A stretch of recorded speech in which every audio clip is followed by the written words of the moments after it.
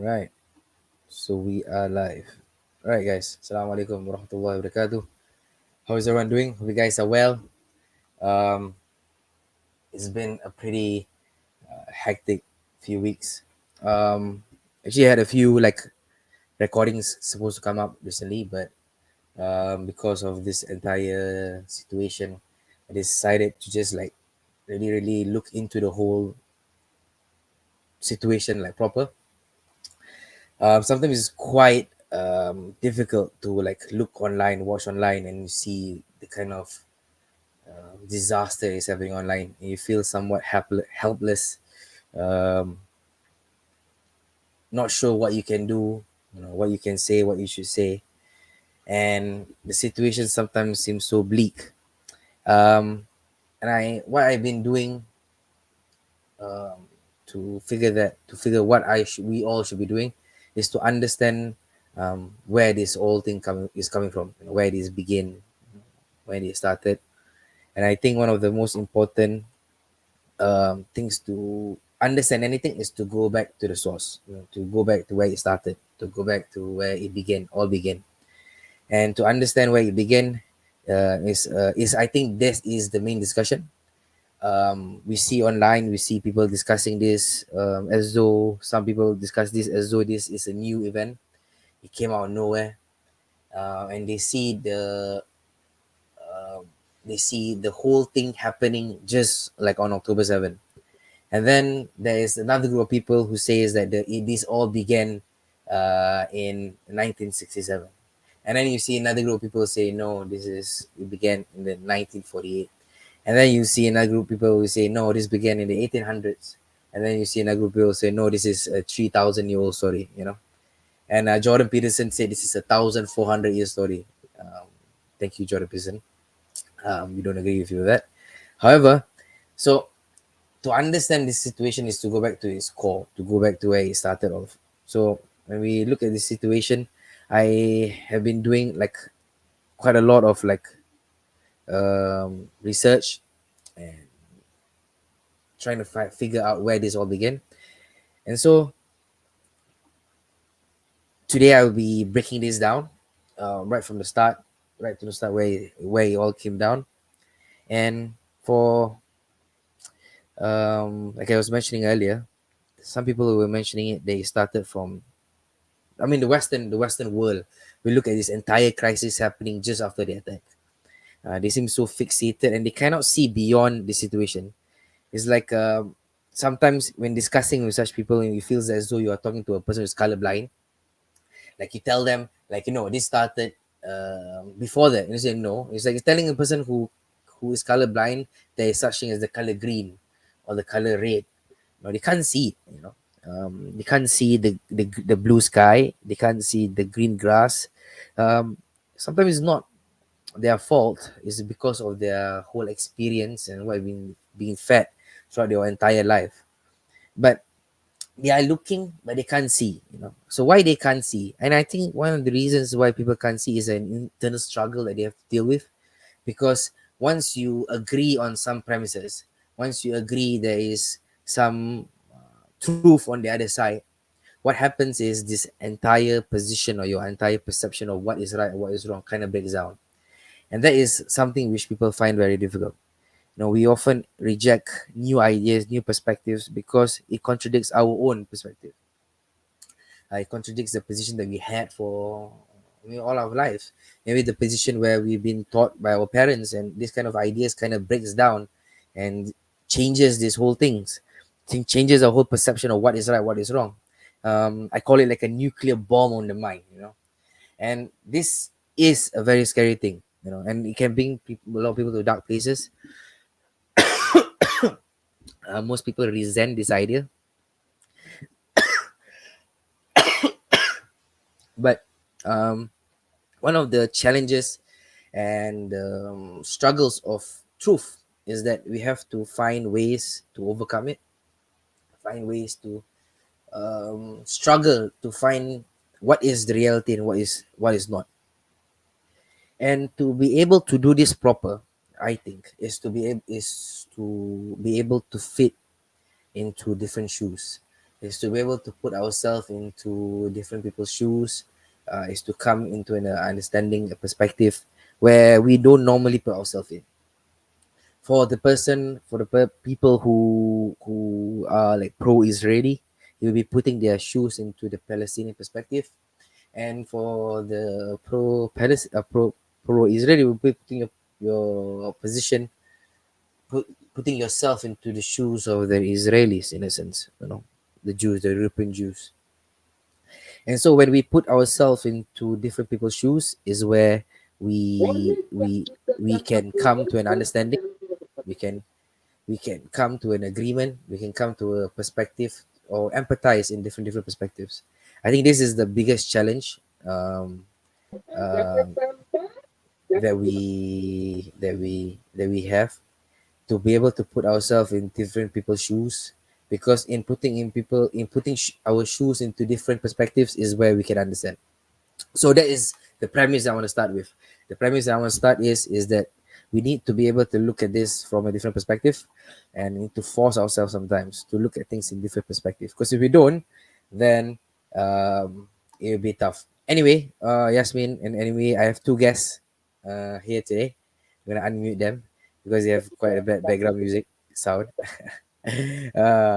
Yasmin and Ibrahim is my cousins, so they will join us in this conversation, to understand and to share their thoughts as well, about what have they experienced, what have they understand from this situation, and some ideas which I think we all will benefit, hopefully. So I want to start this whole thing, pre World War One. As I was looking into this whole topic, the Zionist idea started way back, from Napoleon. Actually, Napoleon actually introduced, called the Jews to come and join him to attack the Ottomans, and the first, village that they actually built, the first settlers that came to Israel, or came to Palestine, was called Petach Tikva.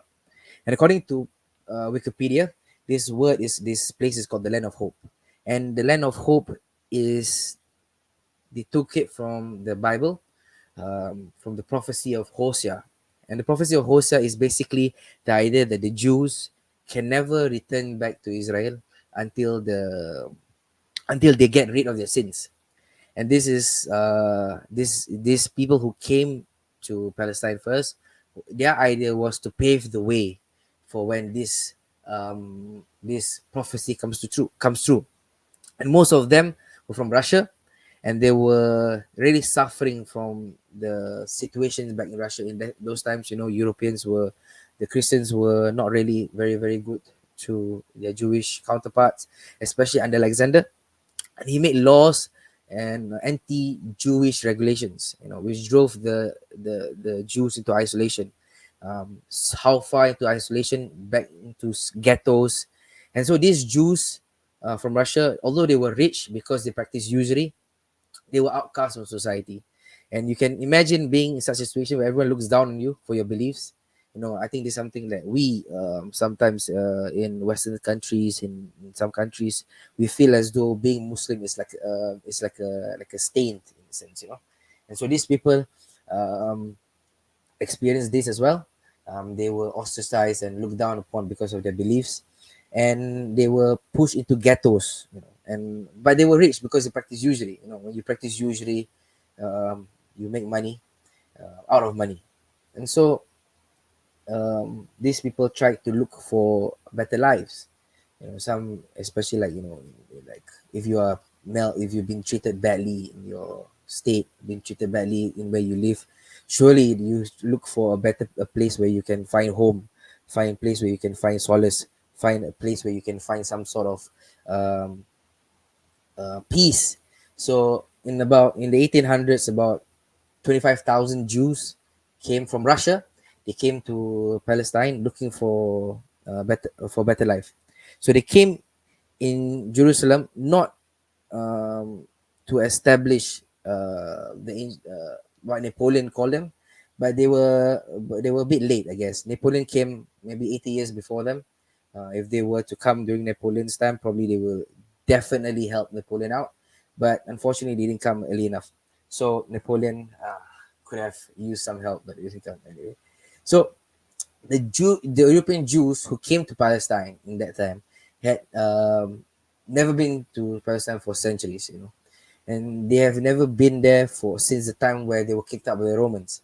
And this was and in the and since then, since the first migration of the Jews to Palestine, slowly and slowly more Jews came to Palestine. About 70,000 European Jews came to Palestine, and these Jews who came to Palestine, they had no relations or so-called like family back in Palestine. They spoke a different language. They spoke Yiddish. They didn't speak Hebrew, and this caused a friction between them and the local Palestinians. And these local Palestinian Jews, they call themselves the Old Yishuv. I think is how to pronounce it. I didn't butcher the pronunciation, but it's called the Old Yishuv. And this Old Yishuv, they will not look down. They will not look the people, the Jews. They did not look at them as like equals. They look at them kind of like backward, um, because why they look different. This is the Old Yishuv guys. They look different.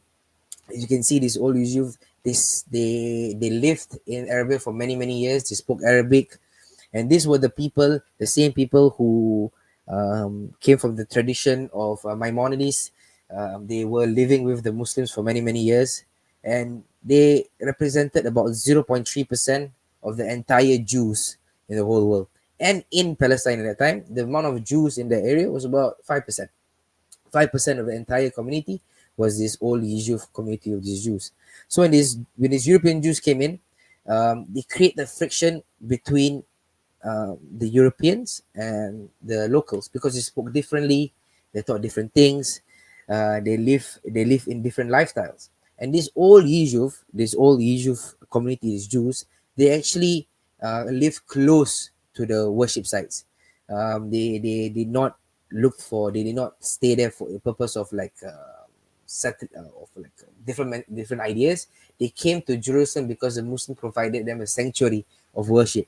And this is something very interesting in the from the Islamic perspective, and the story of Sayyidina Umar ibn Khattab, where he came and he opened Jerusalem, and how he invited the Jews to take back their rightful place. I mean, to take back rightful holy places over there. And so he allowed them to worship, and it was only under the Muslims' rule where the Christians, the Muslims, and the Jews actually prospered. And so these Jews was living in Palestine for many years. And so these new European Jews who came from Russia, they did not have the same mentality. They did not have the same worldview, put it like that. They had a different inspiration. They wanted land, and they wanted to develop agriculture. Some say they were also inspired by socialism, and these Jews who immigrated from Europe, they did not live close to the holy sites. They lived actually far away, and they looked for land to develop and look for land to cultivate. So they did not come there for a religious perspective initially. They came there for just like, give me an example, like how people, Muslim countries who are suffering, for example, some sort of war, like refugees in a sense, they came there to look for a better life. So now to put things in perspective, we live in a very globalized world. And I think this is the crux of this entire thing. Um, I'm sure we have seen the rhetorics of Donald Trump, and how he mentions, we need to build a wall, we need to build the most beautiful wall, the tallest wall, the amazing concrete walls. We need to protect our borders from this, what he calls, based on the American language, illegal aliens. He calls them illegal aliens. And these Jews who came to this land, who came to this place, they did not have the same perspective as the local people. And so, because there is a friction between the local community and these foreigners, is the same reason of why Donald Trump and all these kind of people who create this massive idea about border control. Because what happens is when you allow, in Donald Trump's language, illegal aliens into your land, you create a breakdown in society. And so just imagine us, for example, like wherever you are, living in such globalized world, like you're living in a place, like for example in Singapore, for example, like I'm Indian from Singapore, and I don't, even though I'm racially Indian, I don't have any like similarities, same perspectives, same ideas as Indian from India. Nor do I have the same perspective and ideas from an Indian from the UK. Different people from different places, even though we share the same heritage, we have different perspectives, different values, different understandings. And what happens when we suddenly, out of nowhere, put massive amounts of people, even though you share the same race, into a place where people don't share anything in common? What happens if you put in massive amount of people like this into a community? You disrupt the community. You change how the community is running. You change how the community understand things. And so this is the reason of why there are many issues that came up. Put in our perspective, I think it's very important for us to look at it in this way. We see today a lot of the understandings that we don't want foreigners to come to our lands. We don't want so many foreigners to come to our lands. Why? Because they are different. They share different ideas. They speak different languages. They don't want the same things. They want to live separately. Some of them have this character. Some of them don't have character. So we there is a natural thing that we have different ideas from people who are foreigners. And so the Jews who immigrated to Palestine in that time were like that to the local Jews and to the indigenous people of Palestine. They had different values, they have different ideas, and this is what the reason of why there was such a massive problem. They create not massive problem, they create a friction between themselves. And so in a few years, if you see, I'm going to show you this chart. In a few years, in 1872, right here, you see that the population of these Jews, of the Jews, was only like 4%. And in 1882, the population of Jews was 5%. And slowly in 1914, the population of Jews grows by 5%. And this is a massive number. And you just see that gradual growth. In 1918 is same 18% because of circumstances. We'll get to that later on.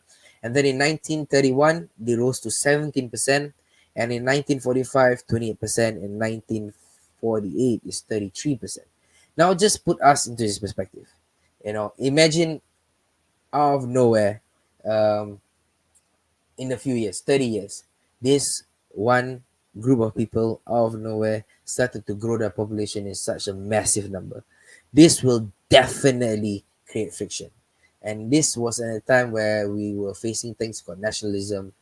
People were actually experiencing the independence. They were getting out of the independence of the World War and all of that stuff. And they were experiencing colonialism and all these kind of things. And so this was a time where people had different aspirations, people had different desires, different wants, and which led to there's such a massive number of people influxing into the community, will definitely cause some sort of friction. And so that's Assalamualaikum. the idea. For example, yeah, boy. I just got here. Okay, carry on.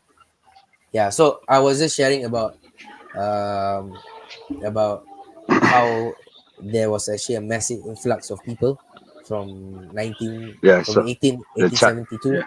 yeah, to 1948. And so the whole idea about how this becomes an issue is that it will break down the community itself. So that was basically I was trying to bring across, that we need to be able to understand from the Arab perspective, the local Arab perspective, because if we don't understand it from the local Arab perspective, we will find these Arabs why they are always so angry. Why are they always finding faults? Why are they always trying to pick a fight with all the things? But what do you guys think? What do you guys think? Do you think like mass immigration, like mass people coming into your shores from a different land, from a different community, how would other communities feel about this? Just are they refugees when they came? Like were they like escaping from someone or just invitation welcoming, or were they being hunted down that they came to Palestine? I think during those time, like I was mentioning earlier, a lot of them were from Mm, Russia, and in that yeah, time, they were actually being uh, treated very badly in Russia, and so they came by to, the Christians of Russia that time. Yeah, and so they came to Mm. Palestine, seeking for a better life, seeking for hopefully getting not being maltreated, badly treated by the local people, you know. Were But they of course, welcomed by the local people? Were they welcomed by them? I think initially they were welcome. I think initially they were definitely welcome, but after a while, when the immigrations started to take um, became such a massive influx. I think that it was the main thing that broke it down. Actually have a quote by Ben Morris. Ben Morris is actually one of a very interesting Israeli historian. He wrote this. But the major cause of tension and violence throughout the period of 1882. Sorry, Ibrahim, your background music quite loud. Yeah, where the major cause of tension and violence throughout the period of 1882 to 1914 was not accidents, misunderstandings, or attitudes and the behavior of either side, but the objective historical conditions and the conflicting interests and goals of the two populations. The Arabs sought instinctively to retain the Arab and Muslim character of the region and to maintain their position as the rightful inhabitants. The Zionists sought radically to change the status quo, buy as much land as possible, settle on it, and eventually turn an Arab populated country into a Jewish homeland. For decades, the Zionists tried to camouflage their aspirations for fear of angering the authorities and the Arabs. They were, however, certain of their aim and of the means needed to achieve them. Internal correspondence amongst the Olim from the very beginning of the Zionist enterprise leaves this little room for doubt.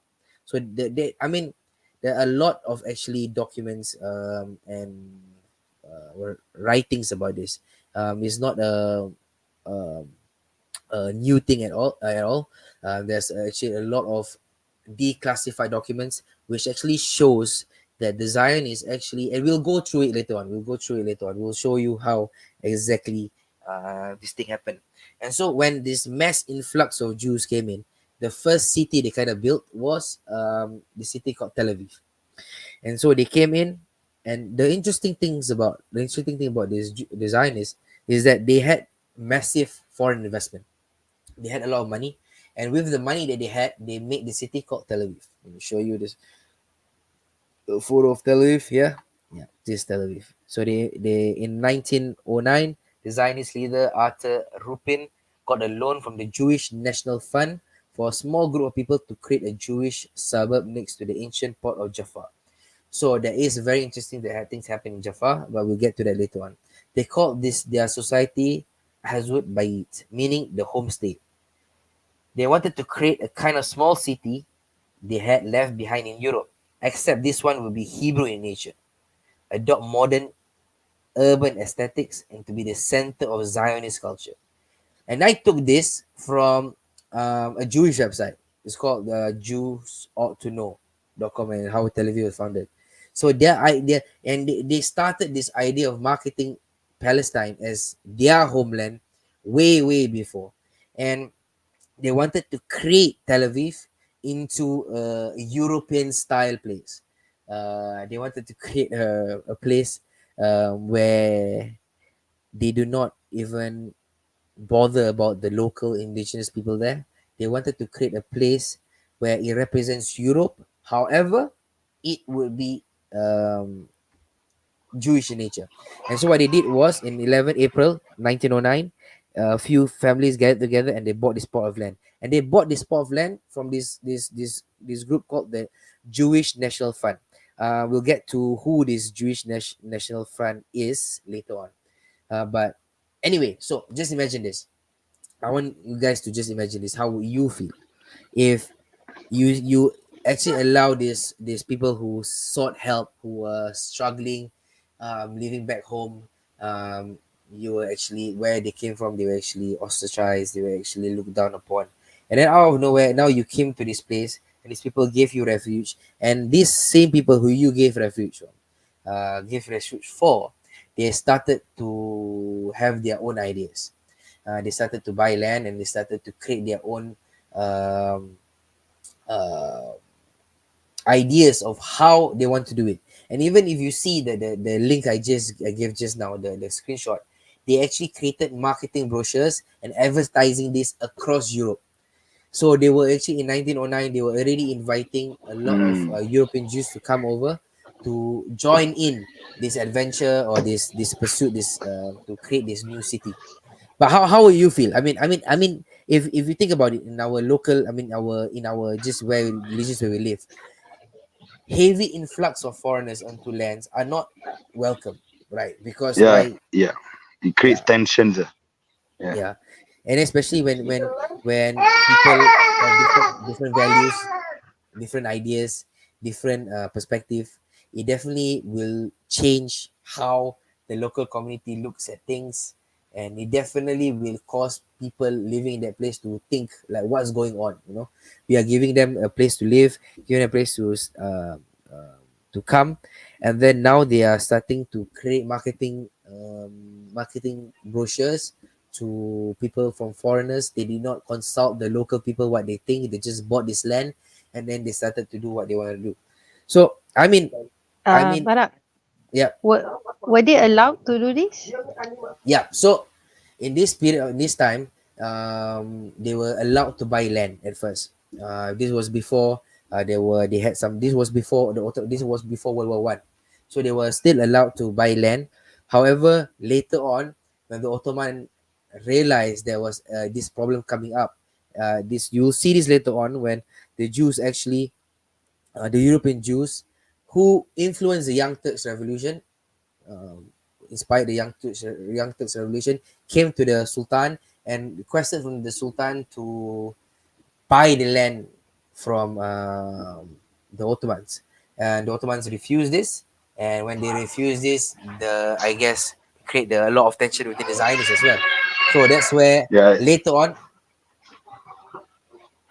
yep, you're saying,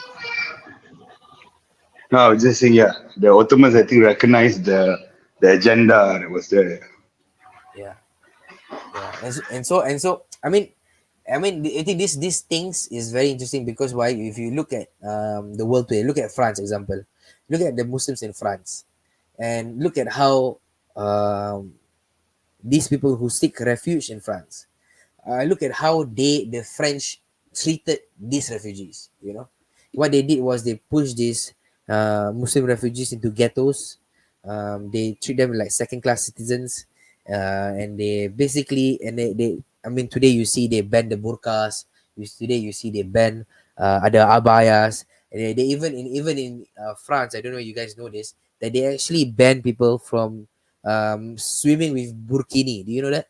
That you are not allowed to swim in France with a burkini. It was a burkini, right? The one, Yes. yeah. So Yeah, in the France, Muslim swimwear. yeah, yeah. In France, you are not allowed to swim in a Muslim swimwear. Like, that's crazy, man.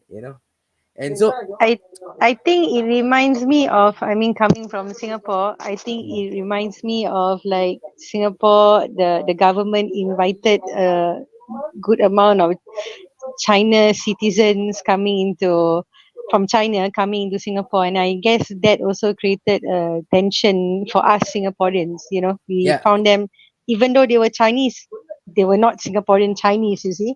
yeah, yeah, yeah, yeah. Especially like even like sometimes even like other than Chinese, the Indian nationals as well. Of course, like we can live and let live, of course. But imagine like if you bring such a massive influx, suddenly 70,000, 80,000, all these people, and maybe in like maybe 30 years, their population from just 5,000, they suddenly increase by 400%, like 200,000 of them. If you're like, what is going on? Like for sure the people will not it was not an easy task for the people who were living in Palestine back then. But anyway, even with that is the case, even that's the case, you hear like America, who today is like flagging this flag for Israel, flagging this flag for these people. I don't understand how they cannot understand this perspective when they themselves are actually building, like in Trump, he's like building massive walls, and then he said that when he gets into power, what he's gonna do, he's gonna deport all of these people out of all of America, and he's calling all of these people illegal aliens. And can you imagine, the population of America is 330 million people in America, right? And these people from five, imagine 5% of 330 million is, for example, how much is it? 5%, 10% is about 30 million. Yeah, right. 10% is 30 million. 5% is 15 million, right? Initially, and then in 30 years, these people became 109 million.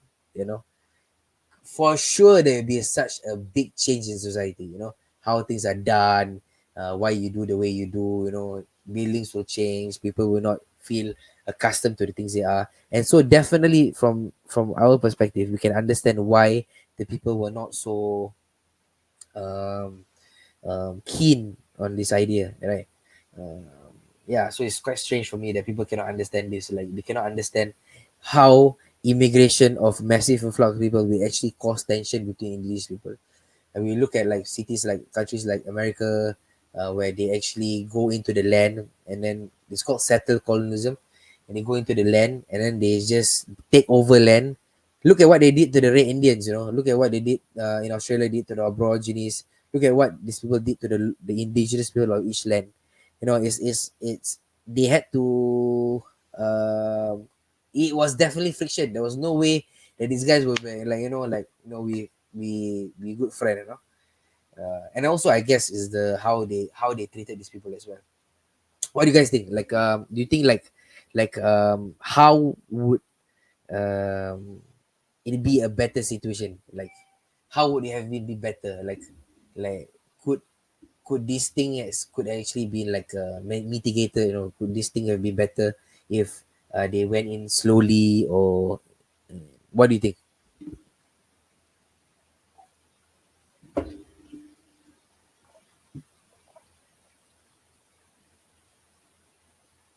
I cannot talk yet. So you just carry on first. Yeah. Well, you cannot talk. Your son still not sleep yet. Yeah, yeah, they're running around here. Okay. But I mean, I there's to say what should have been done. I'm not sure, but I guess there should have been control lah, about at least the authority, and at least on the terms of how the country was run. There should be control of power for the foreigners coming to settle. I mean, you being in Australia, like you see the control, and you're allowed to stay there, but how does it work in that sense that foreigners Mm, can come and everything is peaceful? mm. Yeah, and then also So interesting, like maybe you can some give that. Yeah. yeah, yeah. Even in countries like modern day countries like today, they don't allow foreigners to buy land. You know, like you're not allowed to just buy any land. You know, some countries they also don't like to allow you to buy your flats. They don't allow you to buy like landed properties. You have to buy it through companies. You know, so it's not something which is like strange. It's literally like something which is people are in normal day practices.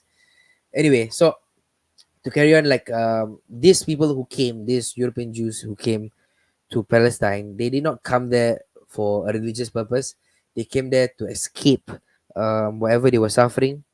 They came to escape the situations they were back in Europe, how they were badly treated by the Christians there, and they were adopting new values. You know, those were the times where Marxism was in the rise, socialism was in the rise, and so they wanted to find new opportunities for themselves, and so a new visions for themselves, and so they went adopted these new values like Marxism and socialism, and they went into um, the line of Palestine and tried to push down onto that local community their visions and their aspirations onto these people, you know, while not considering what these local people felt was good, not considering what these felt people felt was important. And so, and they also ignored the local Jews there, and they considered these local Jews as like backwards. They looked down upon them, you know, because they did not have the same aspirations as these refugee Jews who came. So, and I don't know when you guys know this, but the founder of Zionism was not a religious person. You know, he was an atheist. You know, he didn't believe in the Torah. He didn't believe in the Tanakh. He did not, the values of Zionism which he aspired to have was not based on the Torah. Was not based on the Jewish scripture. It was actually anti the Torah. Some actually Orthodox Jews, who you see in New York today in the rallies, who joined the Palestinian protests. They are actually people who But who yeah, what? Sorry. yeah, but how is there now? Like we see some rabbis approving the like giving permission for the bombing of our hospitals. I saw some articles Yeah, where the yeah, rabbi said, in their perspective, it's all right in yeah, these current times. yeah, How did this current guys came about? yeah. I think one of the key things that they came about is definitely through their experience of Israel, the education that they have. We'll see that later on in how the creation of Israel was such a dark creation. Um, it's actually it's quite messed up. The amount of death and the amount of carnage that happened through the creation of Israel is really something else. And so I think because of that experience, the kind of experience of this radicalized, they had to create this kind of radical perspective to justify their belief. And so out of that, we will see some of these Jewish, I think, radicalized Zionists will actually say those kind of stuff. But then you'll also have the polar opposite, which says no, that is not our belief, that is not our perspective, that is not what we believe. And so they will reject all of this Zionist aspiration. One of it, I'm sure you've seen from the news you see on social media. Jews in America called the Jews for Peace, and how they are not, they don't follow this radicalized perspective. You'll see Orthodox Jews wearing the Palestinian flags, and they don't agree in this perspective. So where does this come from is something else. Is really something else.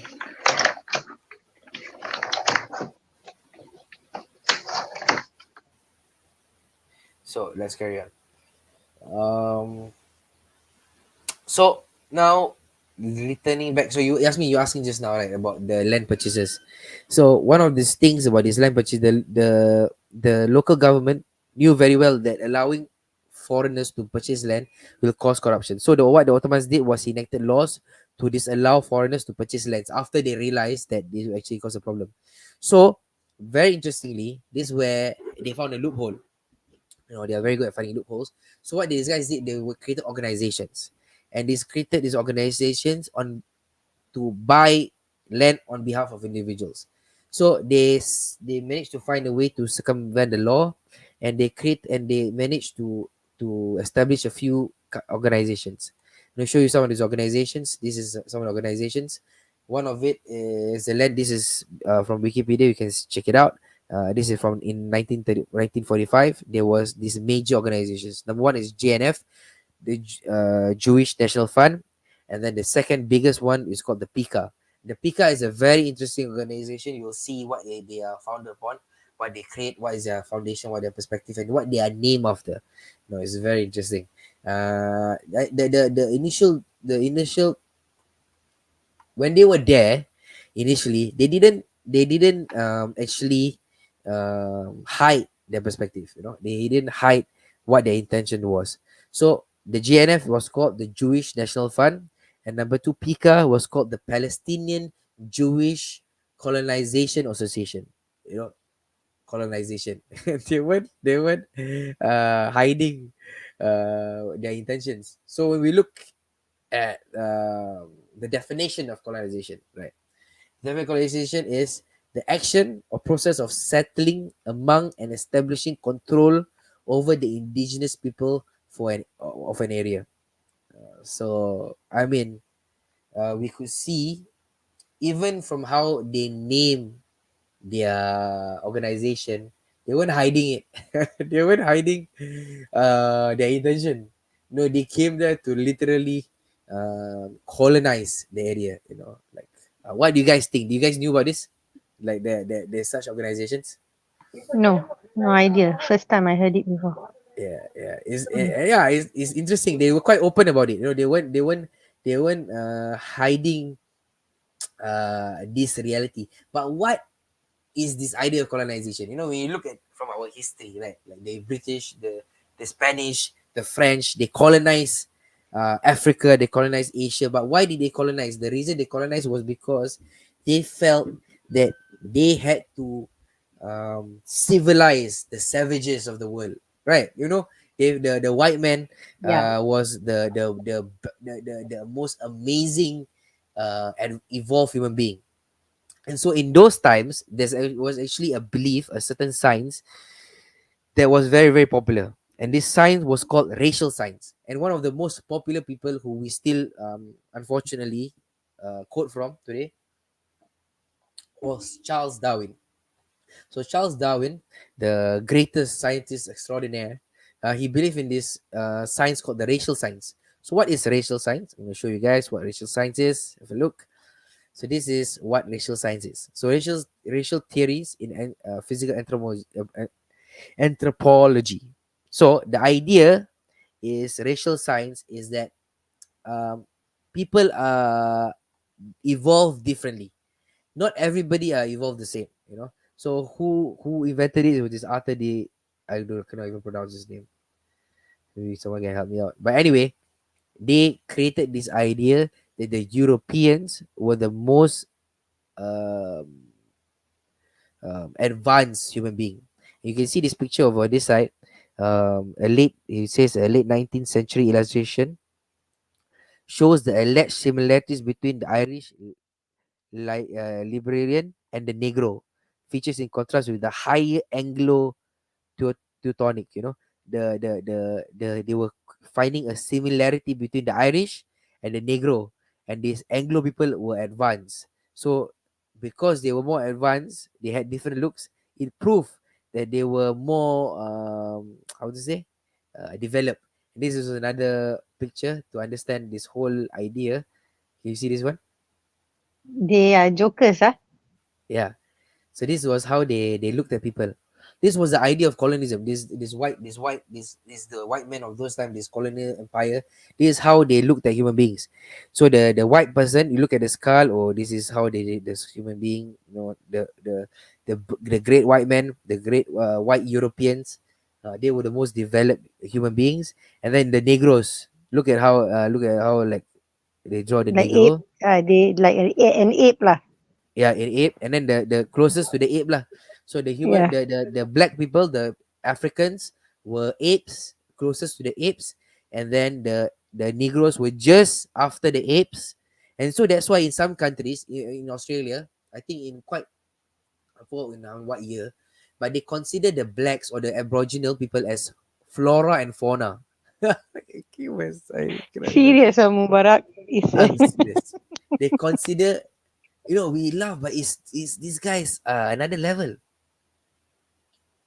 These most advanced human beings with their after the French Revolution, the most advanced human beings, the most enlightened human beings looked at human beings from who has different colors like this. And so if the blacks were looked at just after the apes, um, anybody below them are subpar, you know. And whoever looks further and further and further away from the Anglo perspective or Anglo look, you are closer to the apes.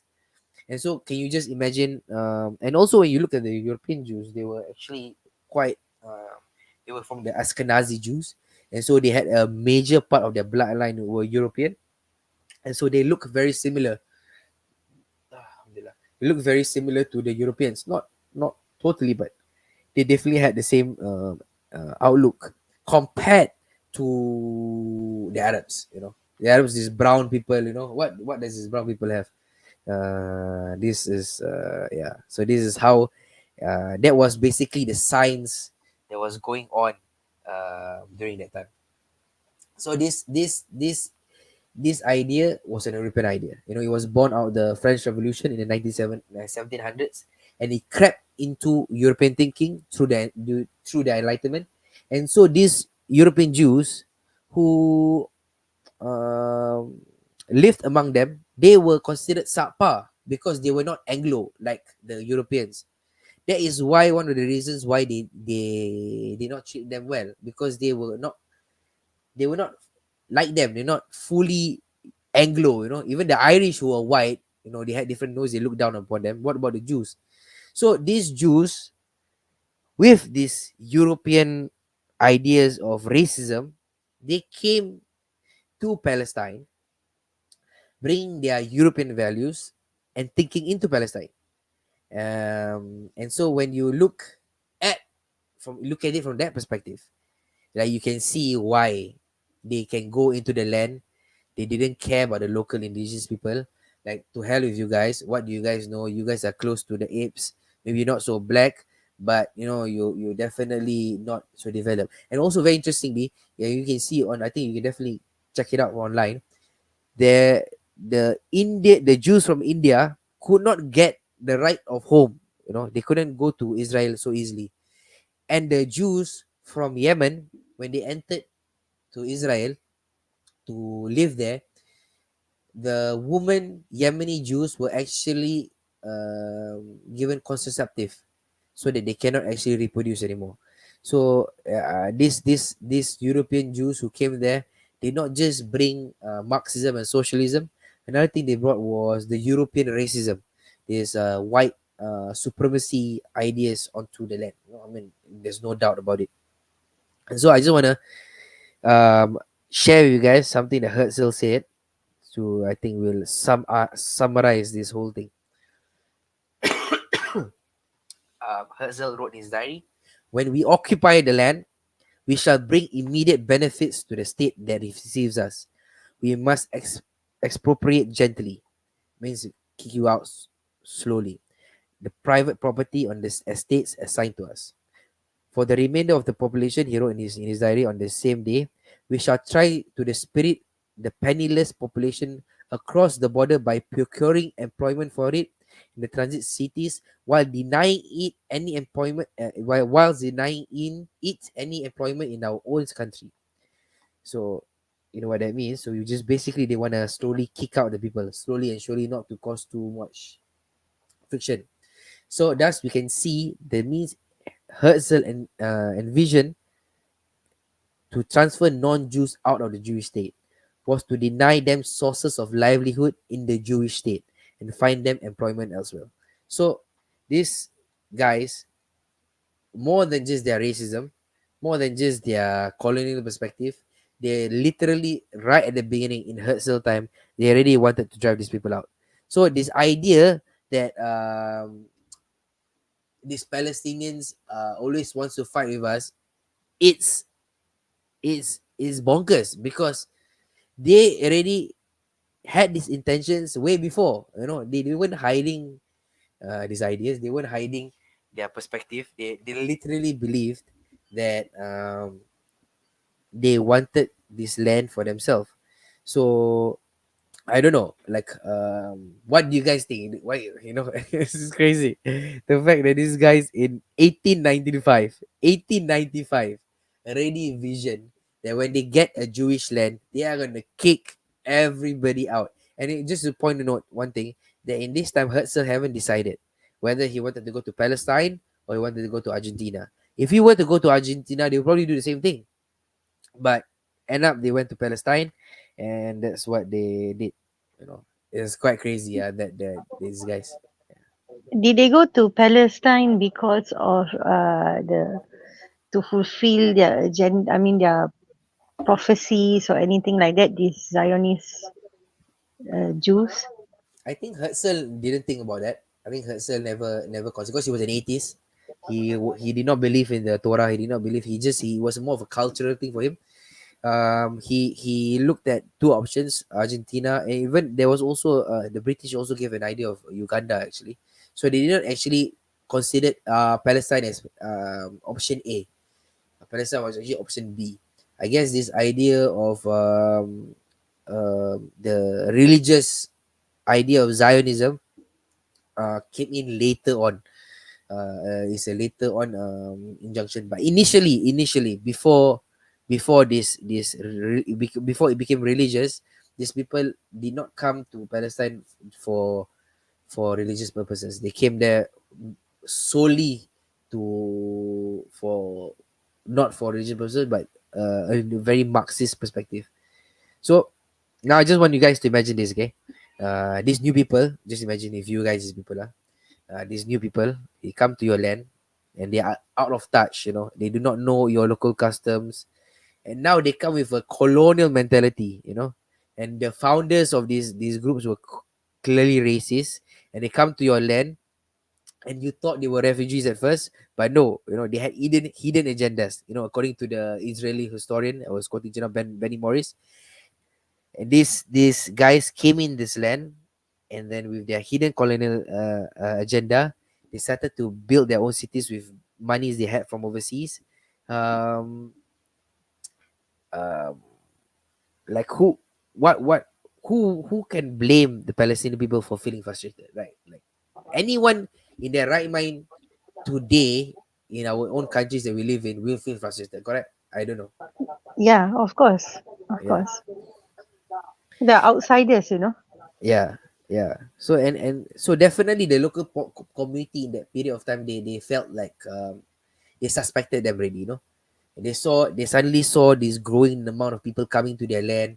They suddenly saw this influx of foreigners coming to the land and started to buy their land.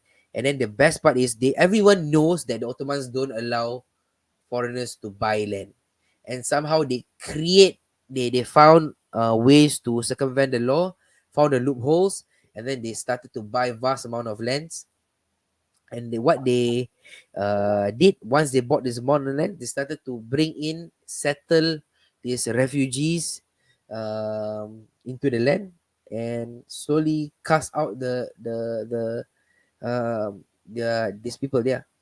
So But my question, how were they allowed to bring massive amount of like people, refugees? Like what was the process? How come they were allowed to bring so much of them like without control?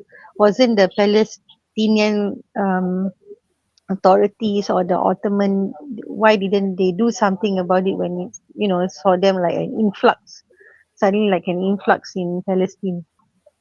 I think in this time, the Ottomans actually never really assume much of it. They did not really assume a lot of the things that was going to happen, because right after this was World War One, and right after this will be the main reason of why this whole thing pivots. The, After World War One, we will go through that, but this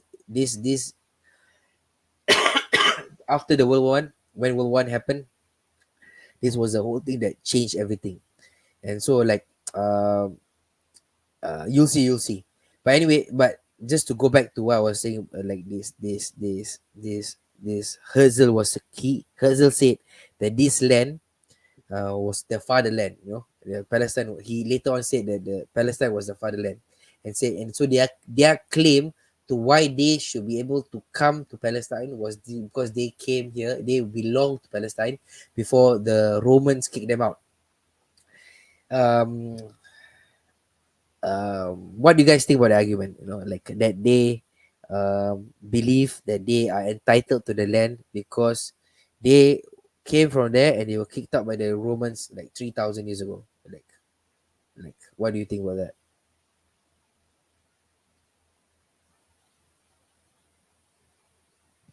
I think if we follow that logic, then many people will have to change homes now lah. I think America also wouldn't exist. Give it back to the Red Indians lah. Yeah, exactly. And the best part Yeah, is right. The best part is before they were in Jerusalem, there were other people. They call the Canaanites. So yeah. I heard of these people. Yeah, yeah. So if they felt that they but were the what best, they happened were to not. these Canaanites? Like, who are they now? So the Canaanites, there is archaeological studies to prove that the local Palestinians right now have Oh. bloods from the Canaanites. Yeah, so Mm. I mean, if you want to follow that logic that they are entitled to the land because they belong there. I mean, the Canaanites came to Palestine like they were already there before the Jews were there, you know. So they should be more entitled to the land than the Jews can ever be. So yeah,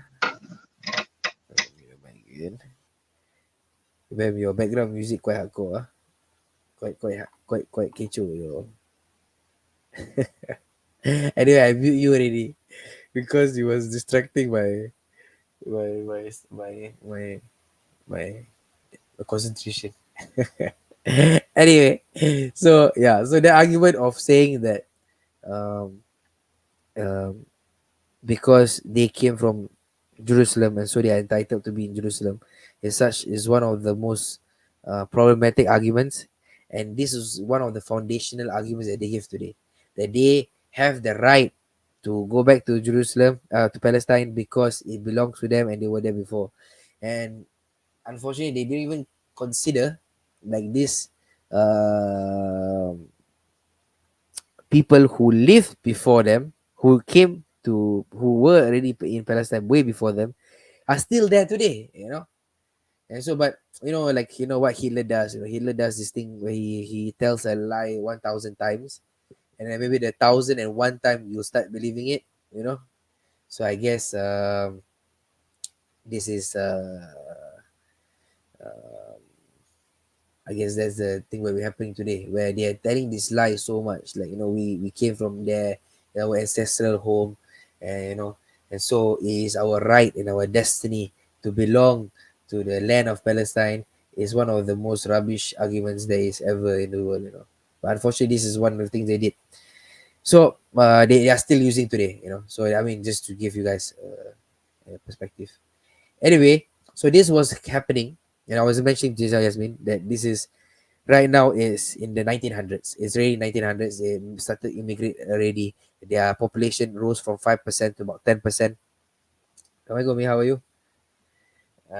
Their population increased from 5% to 10%.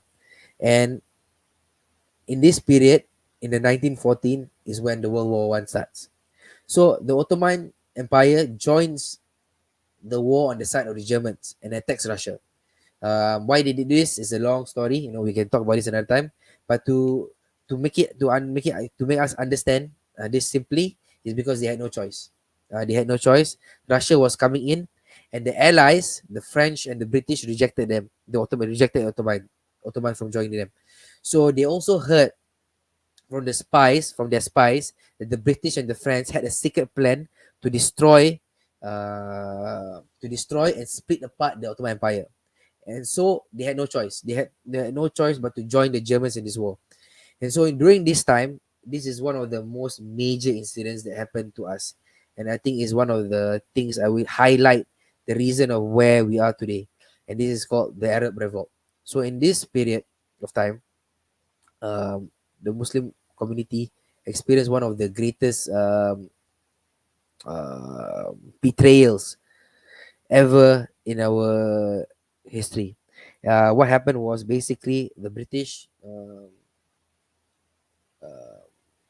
spoke to key Arab leaders. Most notably will be the Sharif of the Sharif Hussein.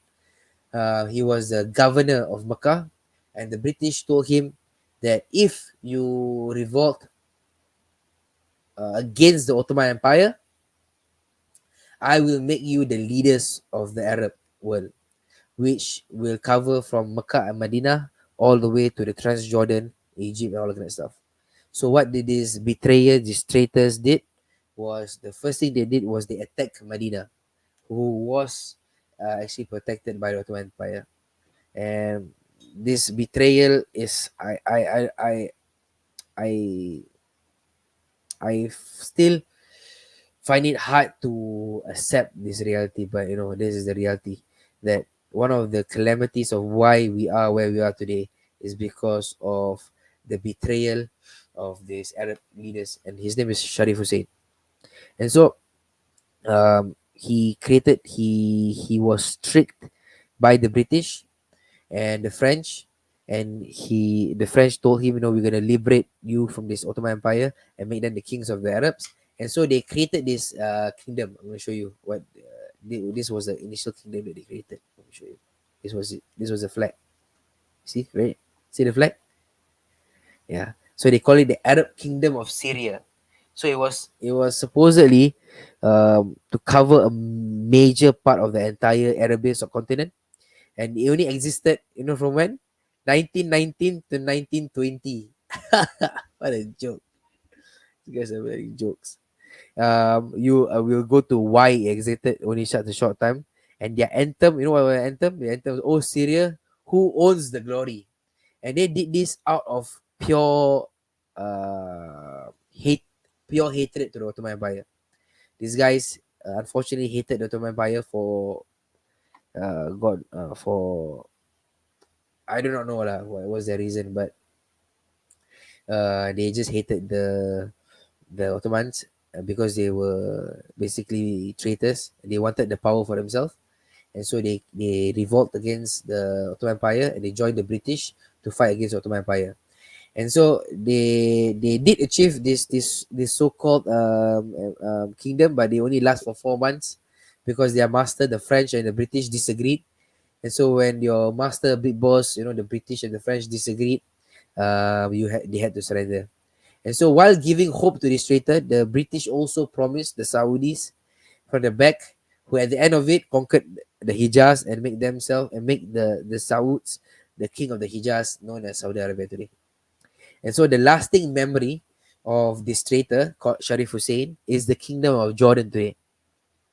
So after betraying the Ottoman Empire and realized that they were duped by the British, they fought them. They fought the British back, but they didn't get anything out of it. And so the British humiliated them. Really, he really humiliated them. And so this was when they actually got some sort of independence. They went. The Emir of King Abdullah here. You can see this in 1946, declaring independence. Uh, with the minister Ibrahim Hashim at the back. So this guy, so who was this Sharif Hussein? What he did was he was actually the leader of the leader of the governor of Makkah Medina, and he had 4 sons. So his idea was he was going to split the entire Arab subcontinent to 4 of his sons. One of his son Mecca, Medina, one of his son Syria, one of his son Iraq, one of his son Palestine. That was his idea. Fortunately for him, he didn't get he didn't get it lah, and this King Abdullah, this King Abdullah who signed this treaty with what's it called, with the British and the French. In 1951, he was actually assassinated by a Palestinian militant because he was going to sign a peace treaty with the Israelis.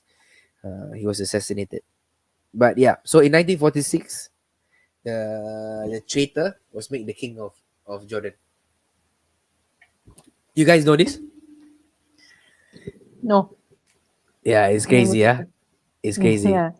It's crazy. Um, we are suffering from one of the reasons why we are where we are today is because, like me, situation we are today is because of people who betrayed the religion. They betrayed the Amir, the Ottoman Empire. They wanted power for their own. They wanted to be kings of their own, and so They yeah, got played in the back. they got played rabak. They got played rabak. And so this is the key tactics of what they do. These guys, they split the Ottoman Empire. They broke it, and because now these guys were not fighting together, that is why the British could just destroy the Ottoman Empire very easily. Because I mean, the famous saying, divide and conquer, right? Yeah. Yeah. So they divided the Muslims. They knew people who had desire for power, and they Yeah. they tempted them with this idea, and then yeah, and then until to the point where they were willing to kill their own fellow Muslims, until Yeah. they were willing to betray their own fellow Muslims. And these people, Basically, they cause mischief lah. They cause mischief, yeah, and then they place some idiot whose power craze there, but then they get the what they want lah at the end of the day. yeah, yeah. Mm. And these fools, they didn't know that the British actually had an agreement already with the French, and this was called the Sykes-Picot Agreement. Have you heard of this before? Sykes-Picot Agreement. No. So the Sykes-Picot Agreement is basically a secret agreement that the British had with the French in 1916, because they wanted to destroy the Ottoman Empire. They wanted to separate and break down the Ottoman Empire. They wanted to Mm. split it apart. So this is the agreement they had. So if you see this picture, Mm. the British was gonna take the pink color areas, and then the Yeah. French was gonna take these other areas, and then they were gonna Mm. keep they're gonna split it apart lah. So you take some of this, you take some of this, I Mm. take this, I take this, and that was how they were gonna split it apart. So these guys who actually was controlling or underneath these British, they didn't know. So right after they managed to split apart the entire Ummah and separate them into different groups, that's where the British declared the most famous Balfour Declaration, which I see states the bell that for it. His Majesty government view the favor of the establishment of Palestine or a national home for the Jewish people, and will use their very best endeavors to facilitate the achievement of this object. It being clearly understood that nothing shall be done which may prejudice the civil and religious rights of the existing non-Jew community in Palestine, or the rights and political status enjoyed by the Jews in any other country. So another lie lah, I guess. So Yeah. yeah. So after they destroyed the Ottoman Empire, they broke them down into different parts. They and and because they also didn't want the Jews in Europe, so what they did was they started to, and also the Jews also didn't these European Jews also didn't want to be in Europe, because they felt that I'm second class citizens here. Why not go to a place where I can be the first class citizen? Because over in those places there were brown people, they were Arabs. Yeah So lah, discriminated lah. Hmm. yeah, so they now, instead of being the one who is being discriminated on, now they can do the discriminating. Yeah. So and then as soon as the World War ends, this General Allenby, who was from the British, he brought in 35,000 European Jews. Just to Uh, understand, like this General Allenby, was he a Christian? yeah, he's a Christian. So he will be the evangelist guys from the evangelist group. Actually not sure about this. I never looked up about General Because Allenby. he declared something like now the crusades is over, something along that Uh, line, I believe. Yeah. Yeah. mm, yeah, yeah, yeah. If that's the case, Yeah, he yeah. did do that, right? He did announce something like that I when I don't- he I heard somebody say something like that, that they now the yeah, crusades are over. But I'm not sure who yeah. mentioned it. But I did heard that someone mentioned that before. Yeah. So so how you guys feel so far? This is some crazy stuff, huh? Yeah. Is it? I think after this I also heard like the Jews will be they will go into a terrorist mode, right?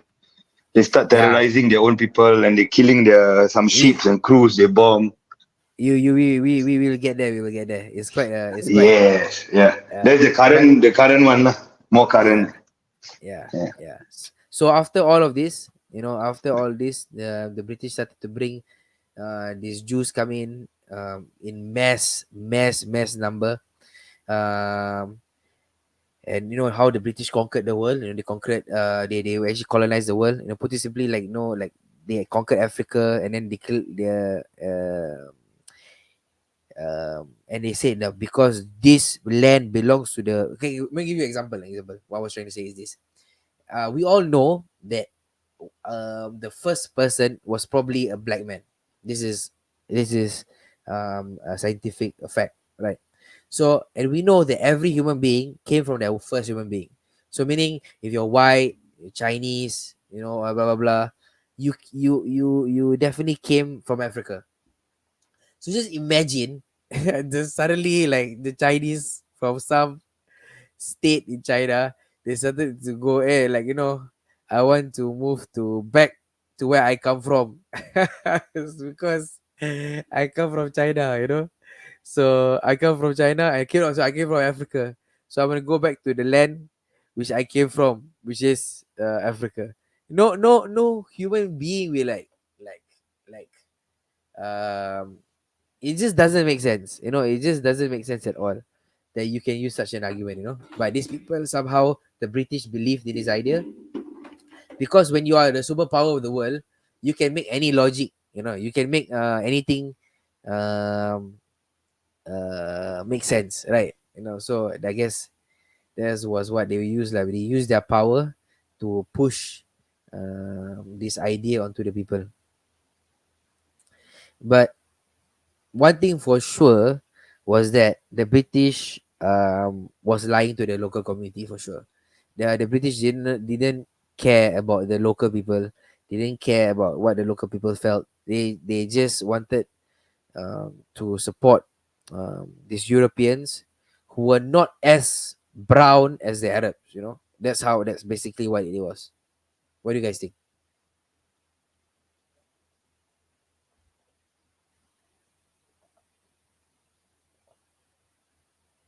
Can't answer right now. Hold on, ah. Okay, bro.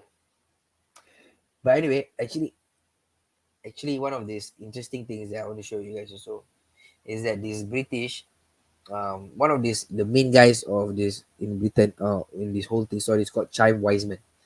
Chaim Wiseman was basically one of the key Zionists, and he wrote a lot of letters to the British. And this is one of the letters he wrote in the 1914. Let me show you guys. Just an excerpt of it. So he basically said,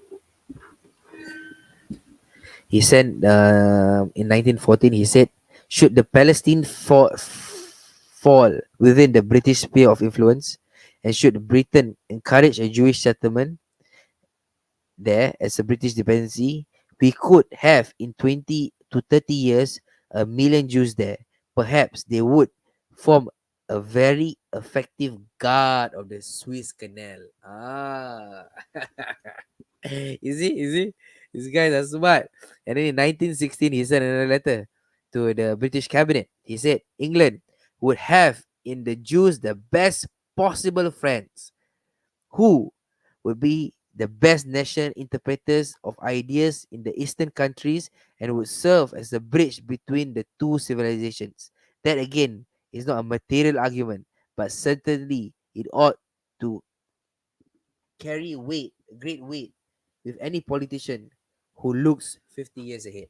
So, this was what they were doing.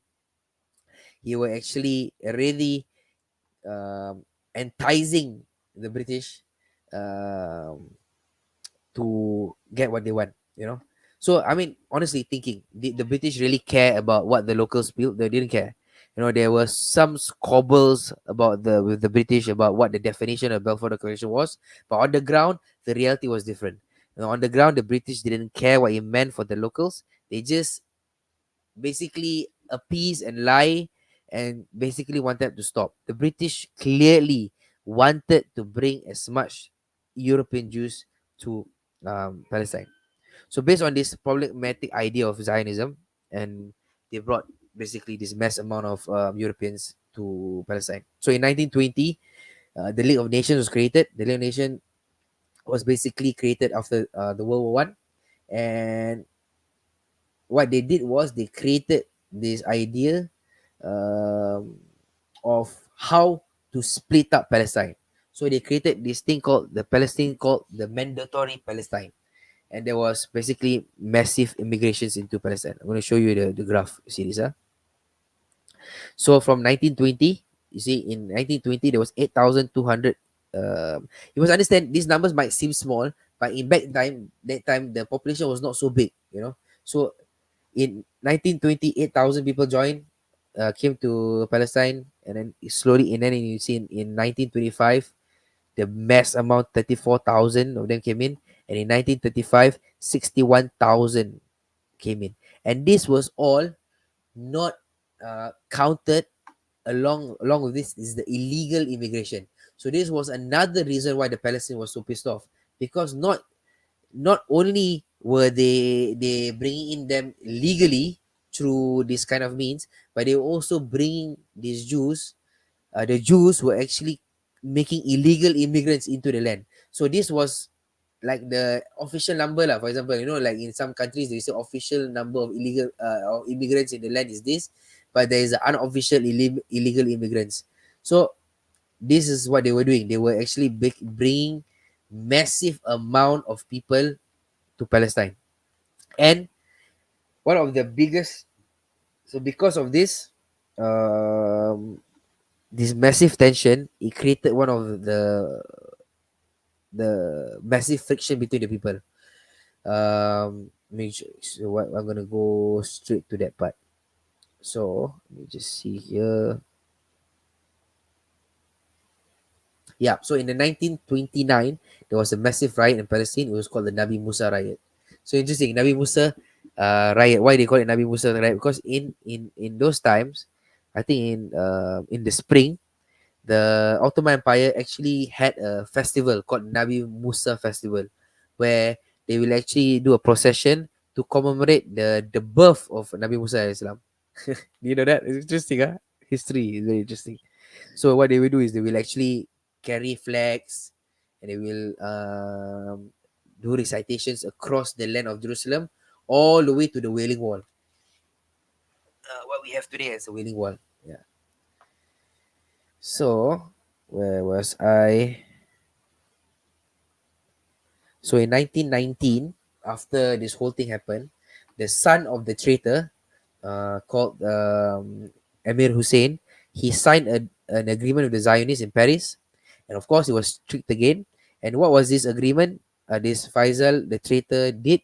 It was called the Faisal-Wyman Agreement. So Wyman is basically one of the founding fathers of Zionists. He was the first. He was the president of the Zionist organization.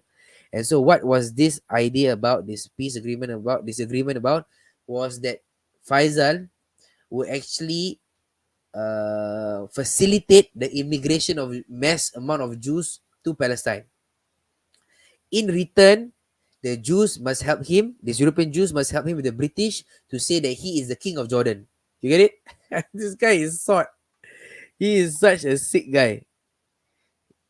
So he's like he basically wanted it for power in Jordan, not for he will help, but if you give me the title in Jordan lah. Yeah, yeah. So this Hmm. guy, he was willing to do Munafik anything. ah. Yeah, he He's a was willing to Muslim do. eh. Yeah, he's a what's the guy? I'll show you Yeah, him after munafik this. ah. Yeah.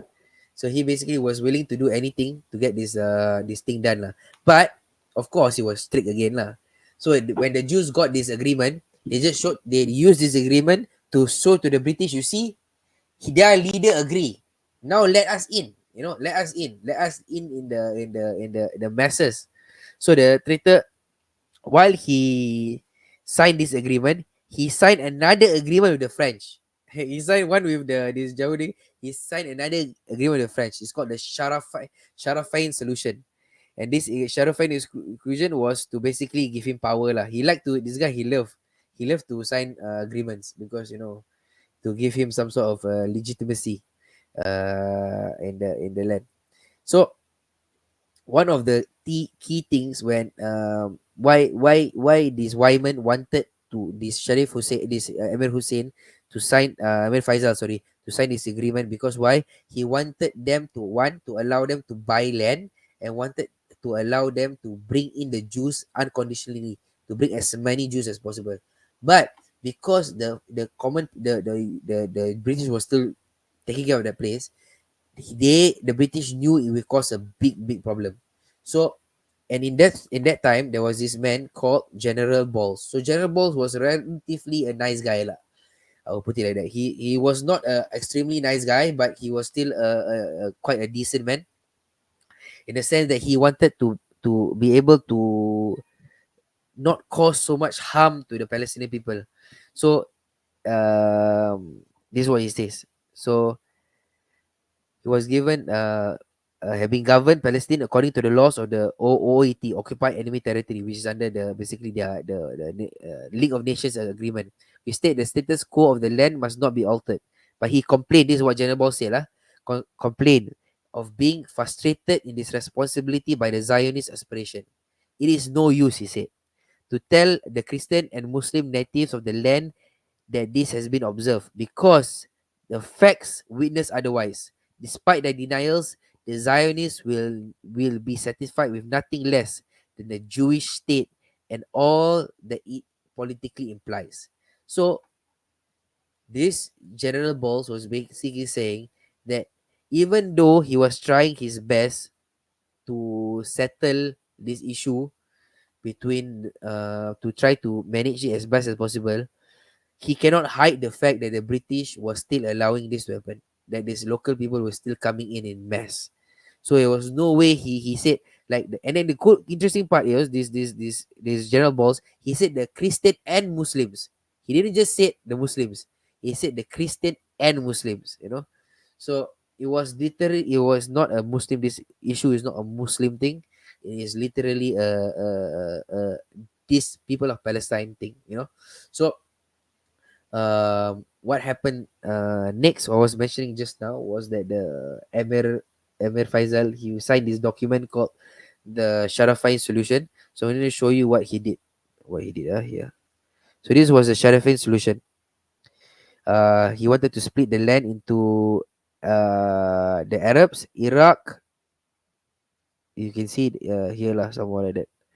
He will split the land. Okay, yeah, here. So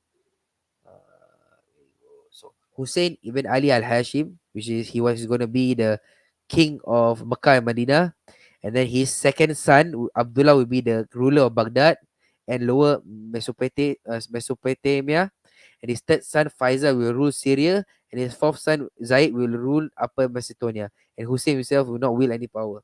So this guy is a sick guy. This Sharif Hussein is a sick guy. He is a massive betrayer of the deen, and he just wanted his children to be the kings lah of the different land.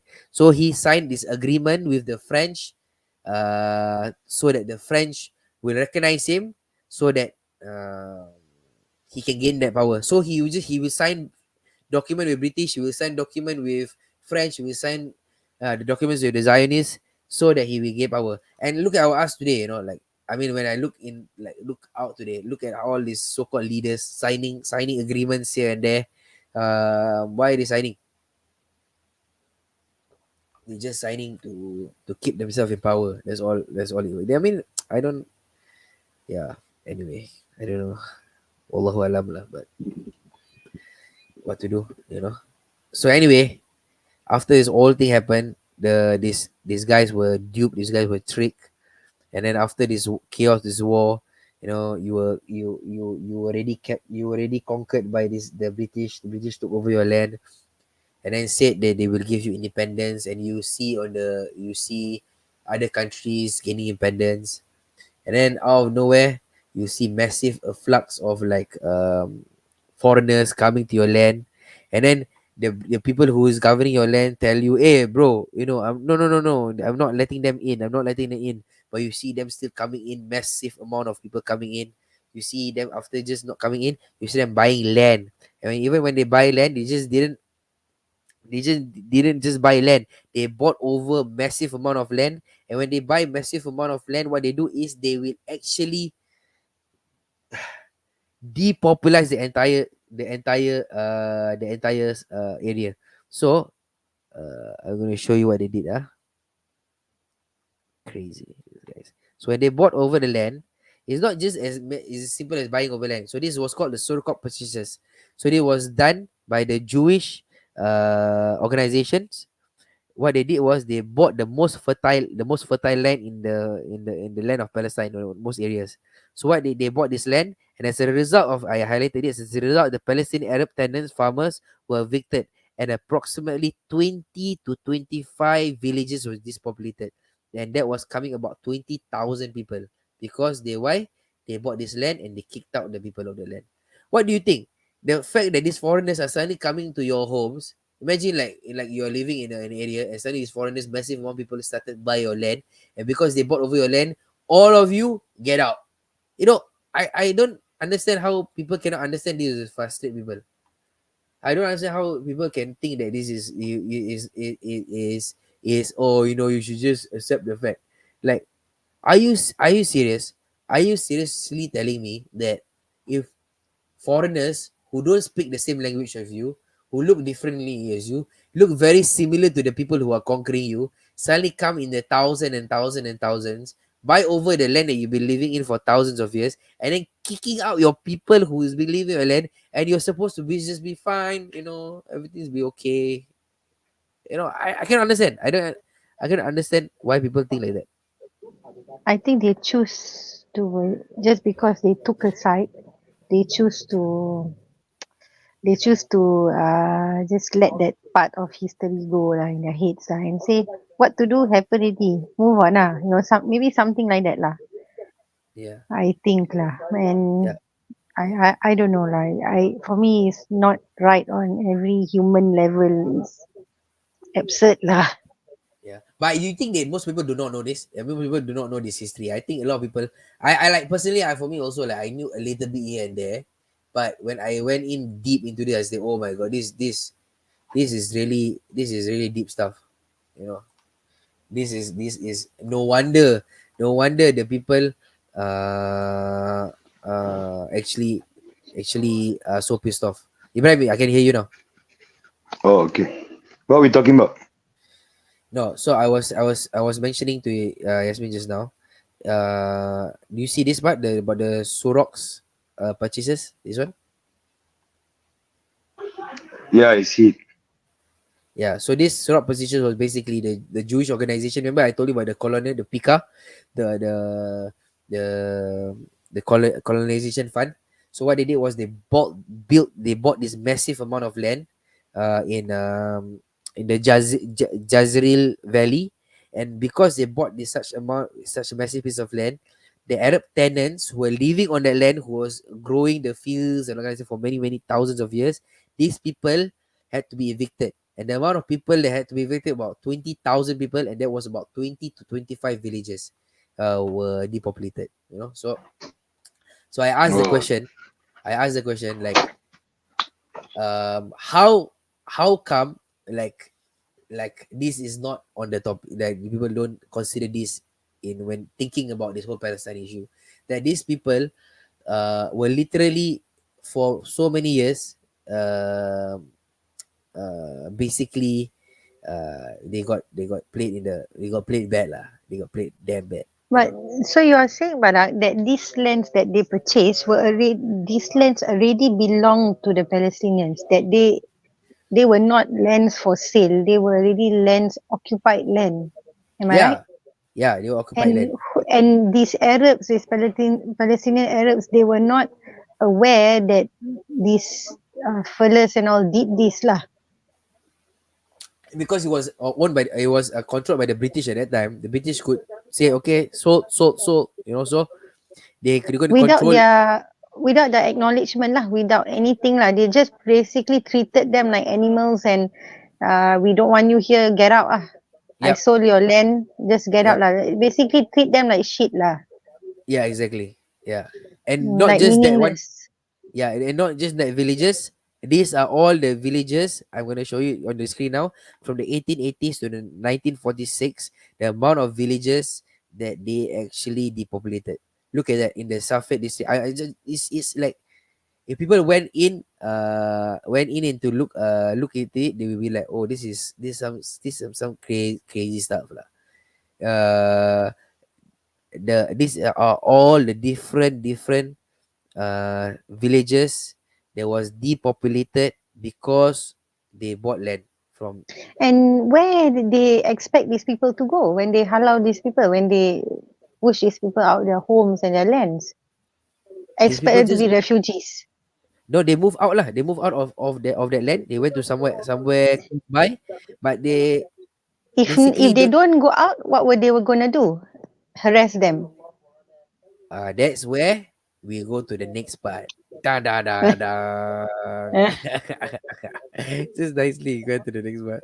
So these people were already Eh, in this area. They were depopulated already. They were already, so the Arabs were pissed off, you know. So they realized they were getting tricked right front back from the British, the French, and the Zionists. So they did not trust anybody. You know, their people were kicked out. The foreigners are entering without restraint. They asked for change, but nothing was changed. So if you ask me, who created this problem? Like who literally created this? The British lah. The British are the The biggest person who British. created this problem. And then they allowed this to happen, and they allowed this conflict to happen because of why? Of one promise that they had with the Balfour Declaration, which was founded upon a false premise. The false premise is that this land belonged to the Jews. It did not belong to the Jews. You know, it did not They belong to the created Jews. that lah. They created that fact lah. Yeah, Actually, yeah, just say yeah, that this land belonged to the Jews. They yeah. just made an Exactly. like agreement between each other. Yeah. like do we know what was the relationship of this what Balfour, the Arthur Balfour who wrote the Guys, agreement? What his relationship on with the Zionist people? he was a Zionist himself. Whoever's I see. on Instagram, you guys want to see the things that I'm showing or hear the discussion that we're having, you can join us on on YouTube and on Facebook. You can watch us from there as well. Like, So how do we know he's a Zionist? you can find writings on him that he is a Zionist. Oh, but he's not a Jew himself, lah. No, he's not a Jew. He's not a Jew. I see. Mm. How did these people come about? Like these people who are not Jews, but they are also Zionists. Like, where did these guys come from? Like the Jews, I understand how they became Zionists and with that passion to be where they want to be, lah. But these other guys, how do they? Like, when did they turn up? I know I haven't These really enablers, lah. These enablers. I haven't really looked into that so much, but I know that there are groups of Christians who wants to support this idea of Zionism because they want to quicken the arrival of Jesus in their perspective. Jesus Christ. Yeah, yeah. Yes, Yeah, I've yeah. heard that So, also. oh, these are the same people, lah. We're talking about, lah. I don't know. I don't know whether Balfour was this that some of guy that was his Mm. inclination, but definitely when I say Zionism, is definitely this idea that they want to bring Jews to Palestine lah. That he believed Okay, that is understood. the right thing to do. I don't know whether it's a religious Okay. injunction or not, but I know definitely that's what he wants to do lah. So this Uh, British after um we cannot. I mean, giving if the you land. ask me, yeah, if you ask me like how can we blame these local people, even us, we'll be pissed off, man. We'll be definitely Yeah, there's somebody will, nothing to blame on them, lah. They are victims, yeah. lah. We can definitely understand the frustration that they are going through. We can definitely understand why they are pissed This off. is another one of the British colonization big mistakes, lah. Yeah, Which you put like Kashmir, for example, same thing. yeah, What? Till now, still fighting. yeah. And this is what they did. Yeah, They give away. I don't think it's a mistake lah. I think they actually did it purposely lah. Don't think it was a mistake. yeah. They I did what mean, they did, lah. they did what they did lah. They did what they did lah. But they But also that's what yeah, they do. They go every country. That's what they do. They do this lah.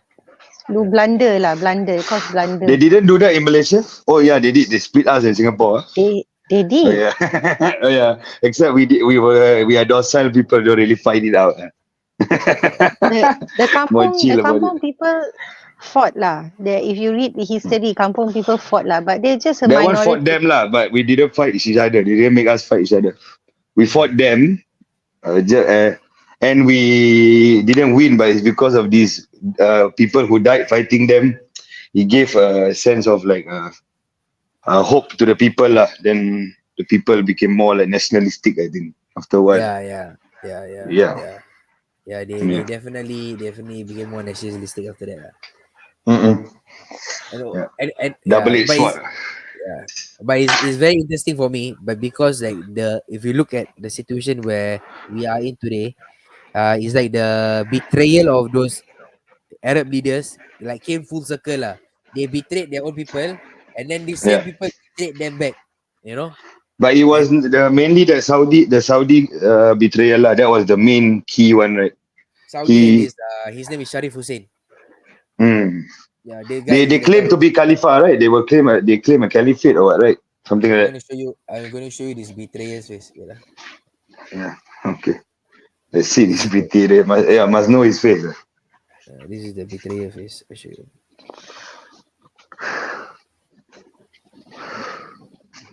All power hungry lah. Human is the same, huh?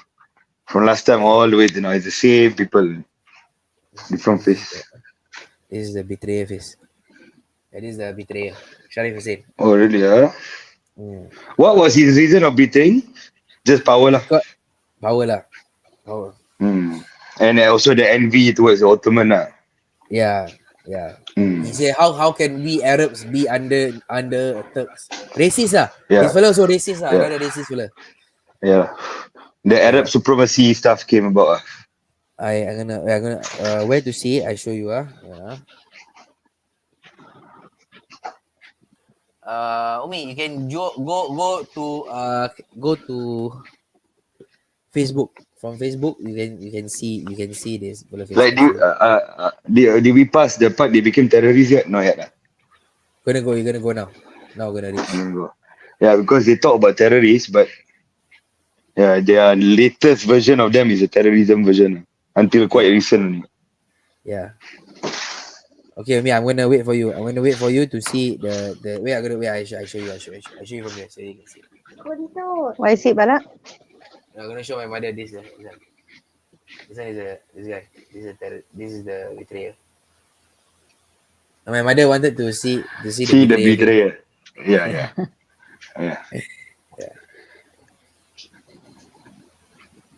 He looks like a good guy lah. I mean, he got the whole Islamic get up lah. The whole Arabic, the He's Serban. an Arab, what? He's an Yeah, Yeah, Arab. with the He's white a beard, dresser. all. Yeah, Yeah. Can't judge a book by its cover, boy. Yeah. yeah. Doesn't mean you wear turban, you can speak Arabic. You know, and unfortunately, this guy was also one of the descendants of the Prophet. So unfortunately, this is one of the Yeah lah, black sheep lah. Black sheep. yeah lah. Yeah. Okay, Rotten apple. rotten apples. Yeah, that's right. So yeah, after this massive problem that it was caused by this British and all that, they realized that there is no way that we're gonna get what we want. So when you push people into the corner, you push these Arabs into the corner, this Palestine in the corner. That's what happened in 1920, where I was telling you guys about the Nabi Musa riots. So what are these Nabi Musa riots? This is the Nabi Musa riots. Let me show you guys.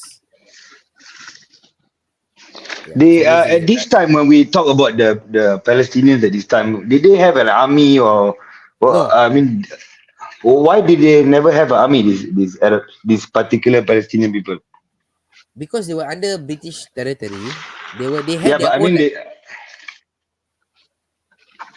sorry. No, what were you saying? John? I mean, like even under the British rule, some countries had their army, but the British took control over. Means even prior to that, there was no army lah. No, these guys didn't have me. Because the so-called leader, and Palestine was an interesting place. Why? Because the British had a different rule for it. Because why? They wanted to create it for British, the Jewish home, right? So they didn't Yeah, have yeah. a standing army in the area. Yeah. I So see. this was the Nabi Musa riots or 1920 Jerusalem riots. So these riots was one of the big riots that started this entire thing. So it was basically it killed around 5 Jews and 4 Arabs lah. So how it happened? It was basically there was a few stories about how this happened. Basically, the Arabs got basically annoyed with these British people around there, and then they knew these people were lying, and then suddenly this massive thing happened. So one of the reports of how this happened was this. So it was happened around the 4th to the 7th of April, 1920, in the old city. According to testimony given by Fayed al-Bakri to the Pelin Commission, rioting began when the Hebron banner was the Hebron banner he was holding while standing on Jaffa Street outside the bank was spat on by a Jew, and the latter was pushed away. Jewish bystanders began throwing stones. So not only that these European Jews were separatists, they do their own thing. They started to buy land. They did their own stuff and all that stuff. Not only doing that, these guys were also quite hostile, and they also picked a fight whenever they could, and Okay. they were quite radical lah. So if you could see in this list that they started this whole riot called the Nabi Musa festival happened when these Jews basically spat on them and throw stones on them. But also they were instigated also by this guy called Amin Hussein, who was basically saying stuff like, no, we should stop the Jews from coming into our land. No, we should stop immigration from coming in. No, we should stop this. And basically they determined that they classify that as anti-Zionist lah. But they was not anti-Zionist. They were anti-immigration, anti-foreigners, anti-people to come into their land. And so Yeah, because because of this, they so much negative effects on them already. mm, Since how long already? Yeah. Surely yeah, they become like that. Yeah. they pissed off. So they just Yeah. basically what Trump says lah Yeah. on Now, his even in Malaysia Facebook. also we have like these kind of problems with the refugees from Rohingya. Same thing lah. Except Yeah, this one is full blown lah. yeah, yeah. And this one you're different. Your government or the people who are supposed to take care of you are allowing Take it care to of happen. them. Yeah. Yeah, Yeah. take care of them instead. And then you Yeah. realize you cannot click lah. So of course these people are pissed off. And then because of this fighting between themselves, there was a riot, and what happened was they created their own militia. So one of the militia groups that these European Jews created was this. It's called the Jewish Legion. So Mm. this Jewish Legion was not just a normal group of guys. They were part of the British Army, and they were part of one of the command, like the main forces, the top forces of this thing. And these guys were also one of the so-called refugees who came to this place lah. So this Jewish Legion became one of the key people in the militia group, and they created their own group. One of the first one was called the Hagana. So who was this Hagana? So I'm gonna show you guys this Hagana. So this is the Hagana. So this I took it from a Jewish website, and this Hagana is based on their own words. It's a Zionist paramilitary organization. It's a labor Zionist party made in the 1920 after whichever I was saying before lah. And what they did was this Hagana, what they did was they established Jewish settlement, and they supported illegal Jewish immigration to Palestine. You get it? So they instead of just protecting their own people, these guys were They brought the more. militia. They brought They more. brought more. And his purpose was to fight the Arab resistance to Jewish settlement in Palestine. It was outlawed by the British mandate. And at the end of World War II, its activities could be described as moderate. But moderate also not so moderate lah. They was quite brutal also. And because they were so-called moderate, there were more fanatical groups. Even fanatical groups from the group. And this group was these two main of them were called the Stern Gang and the Irgun. And after the war, the British refused to allow immigration to Palestine. The Haganah turned to terrorism. It bombed bridges, railroad, and ships, and used to deport illegal Jewish immigrants. The Haganah Yeah, acted they as even bomb their own people, right? They're in the ships. they bought yeah they bombed the ships that were used to deport the Jewish out, the illegal immigrants out. So they bombed British ships. I Yeah. see. Yeah, then the Haganah, these guys also acted as the Zionist army, the army. So they were an army they created an army within the state. So the Arabs did not have an army. These guys had their own army. The Haganah controlled Okay. not only the areas allocated to the Jewish state by Palestine partition, but also Jaffa and Accra. Its members, its members of this Haganah, this terrorist group, became the core of the state army. So the Okay. Haganah was also translated to be the Israeli Defense Forces. It's crazy, guys. Okay. So IDF the lah. They are the idea, IDF today. idea, so the Haganah, They are the they are terrorists. They said it in their own words. They are terrorists. yeah, the foundation of the IDF is terrorism, was from the Haganah, and so this That's why their riot, mentality is like one kind now. Mm. yeah, and so this after this massive riot create a lot of tension between the people, and the British couldn't control it anymore lah. So this General Balls had to pass on to a next person. So he passed on to this person called Herbert Samuel. I'm going to show you. This is the letter. So this General Balls wrote this receipt to Herbert Samuel, received from uh, herein granted Sir Louis Balls one Palestine complete, and then the Herbert Samuel signed. What he was trying to say, people were wondering, what he was trying to say by one Palestine complete. He was saying that in my time, I took care of Palestine. I took care of Palestine. I tried to keep it as complete as possible. But now I'm giving to you complete. So this Herbert Samuel was not just a normal guy. He was actually a Zionist. So the British remove General Balls, because General Balls was stopping, were actually hindering the Jews from coming to Israel, coming to Palestine. So they had to replace him. They replaced him with this new guy called Herbert Samuel. And this Herbert Samuel was a Jew, and he was a Zionist. And so they declare him to be the first Jew to govern the land of Israel in 2000 years. This Herbert Samuel lah. Herbert Samuel became one of the most important people in the, He boss became boss. yeah.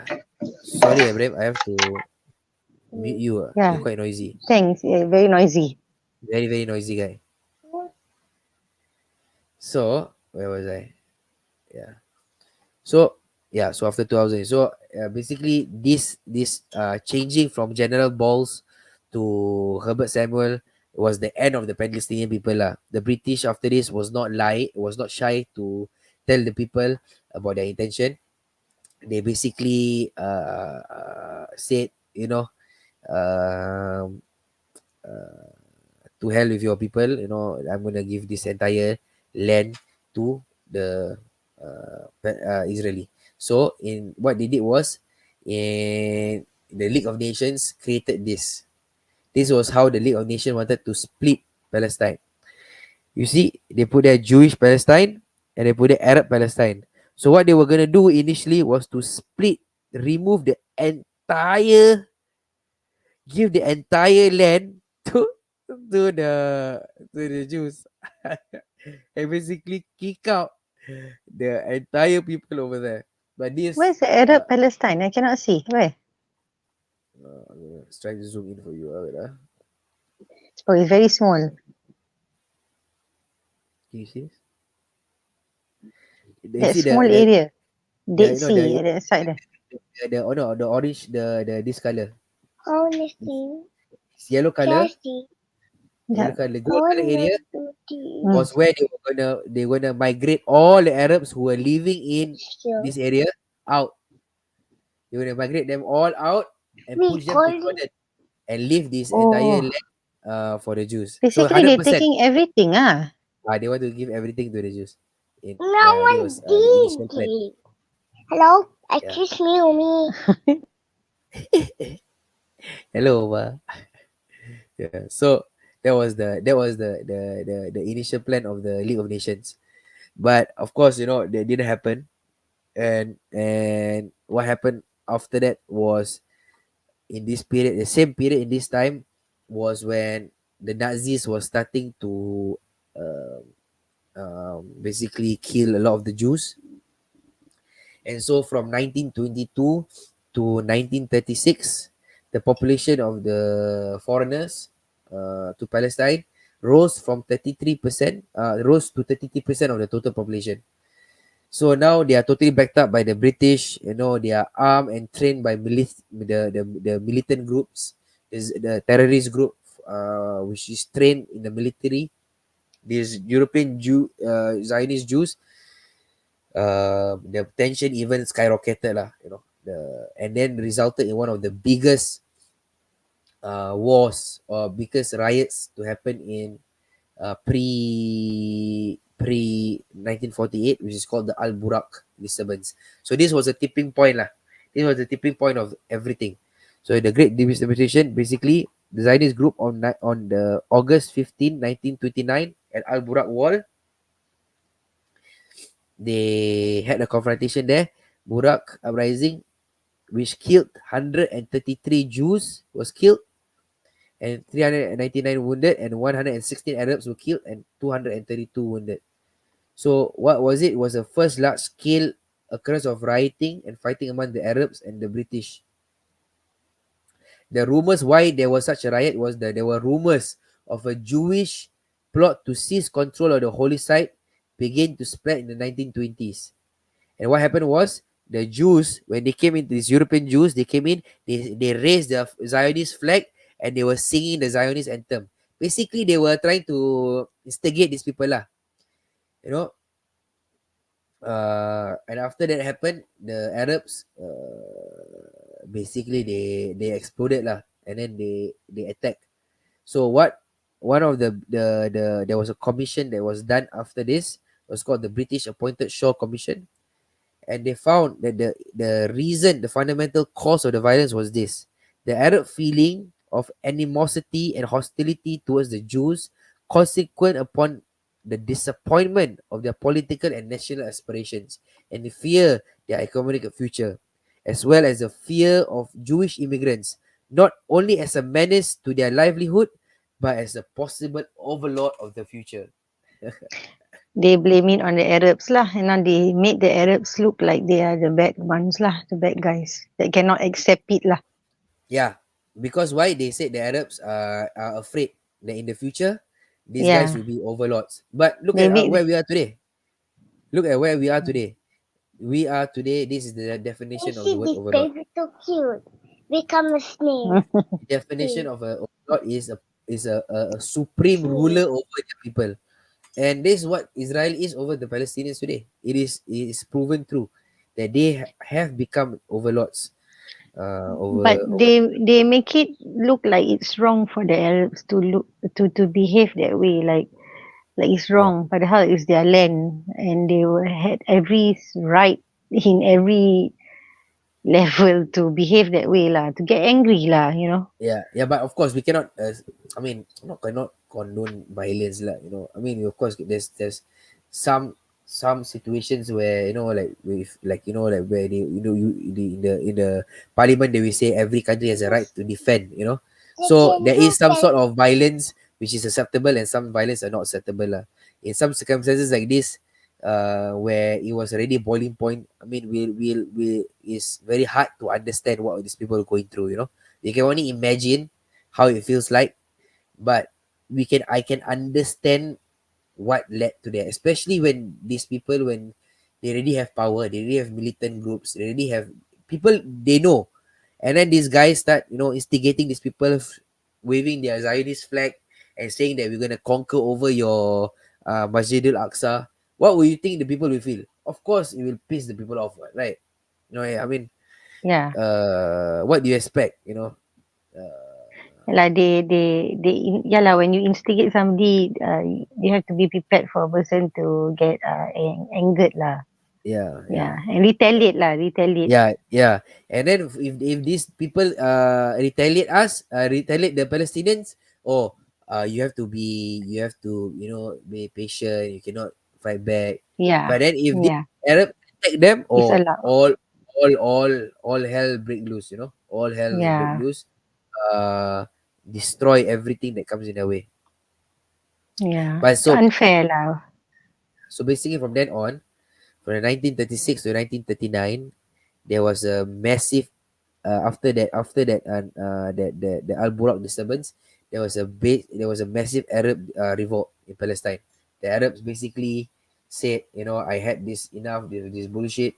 I'm gonna fight back and take back my land. So this was called the 1936 to 1939 Arab revolt, and the Arabs were basically demanding independence and the end of the open immigration of the Jews to the land. So the British basically joined forces with the Jews and attack the Arabs. And you see this photo I share on my Instagram. You see this photo over here. So this British says Yeah. British soldiers on an armored train car with two Palestinian Arab hostages used as human shields. But they they why Barak, did the British shed the sentiments of the Jews like so badly, like they do anything to protect the Jews? Why? because the European Jews looks not as doesn't look like this brown Yeah, closer but to how does it benefit Ni tanya them? Barak, betul tak yang those Zionists is part of the Nazi? Oh, my husband has another question. No, yeah. they are part of the Nazi.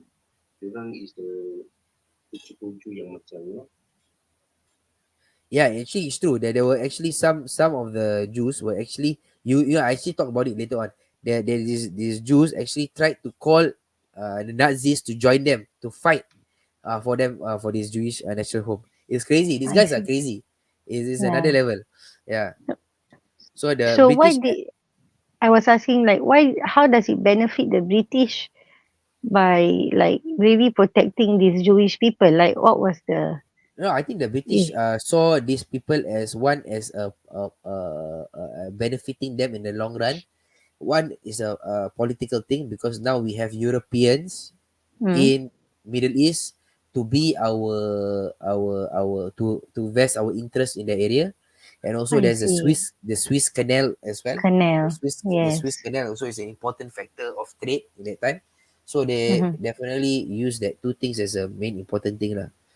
I So in this see. Okay. yeah, so after in this Arab revolt when these Arab people tried to fight back, the British and the Palestinian police forces, which included some Arabs as well, joined in together to kill, basically attack the Arabs lah.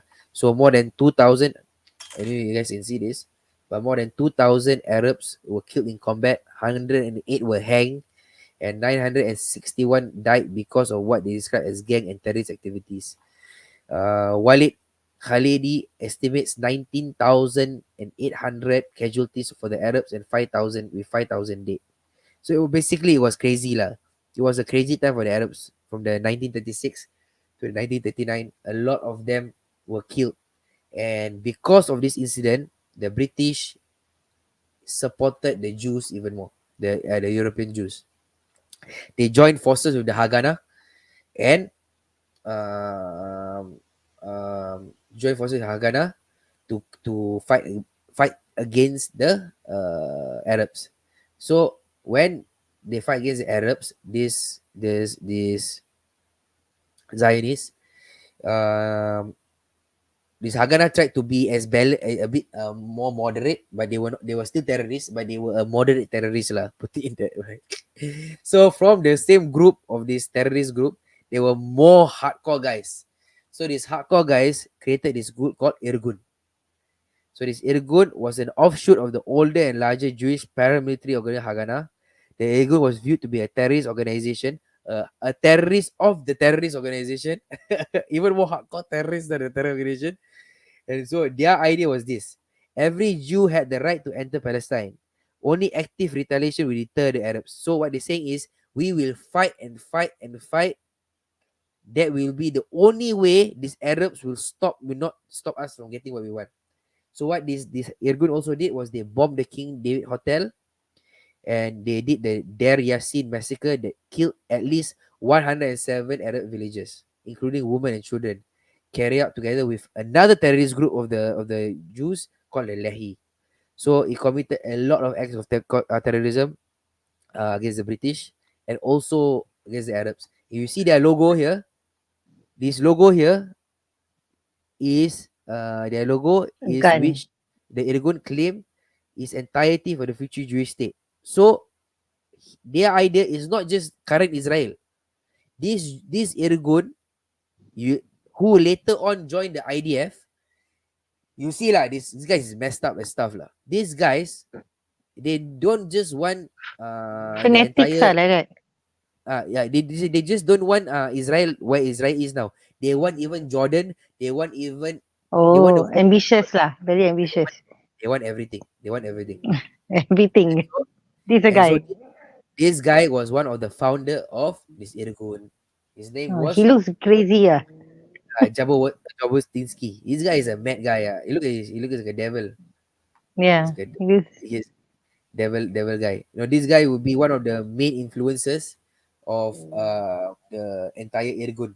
So he was basically he was a co-founder of the Jewish Legion. Remember I showed you the special forces earlier. He was also the head of the Irgun organization, and he basically this guy had a messed up. He was a fanatic his whole life lah. He did not was so he was not so religious. He came up from a broken family, and then he went to law but he failed. He basically went to do to try to live a life away from his Russia, but he ended up coming back because he saw that the Russians were the Jews in Russia were actually getting uh, attacked a lot lah. So I think this is one of the things that fueled these people. I think this is one of the things that fueled these such radical people to exist, because in Russia these guys were getting attacked. They were getting attacked quite badly lah. Up to a point where they called this thing called pogrom, where the army will actually go to British Jewish villages and kill them. You know, they will this is a Kiev pogrom in 1903. Is when they came in and they basically massacred villages and villages of Jews. So he came out from such a place, you know, and then he because of that he joined the Jewish militant group to create this Jewish self-defense organization, and he was a very influential figure. And then one of his famous chants was this is slogans like better to have a gun and not need it than to not and then to need it and not to have it. Another Jewish youth learn to shoot, you know. And he was one of the leaders lah. He was the leaders in in in basically building um the terrorist groups in Israel.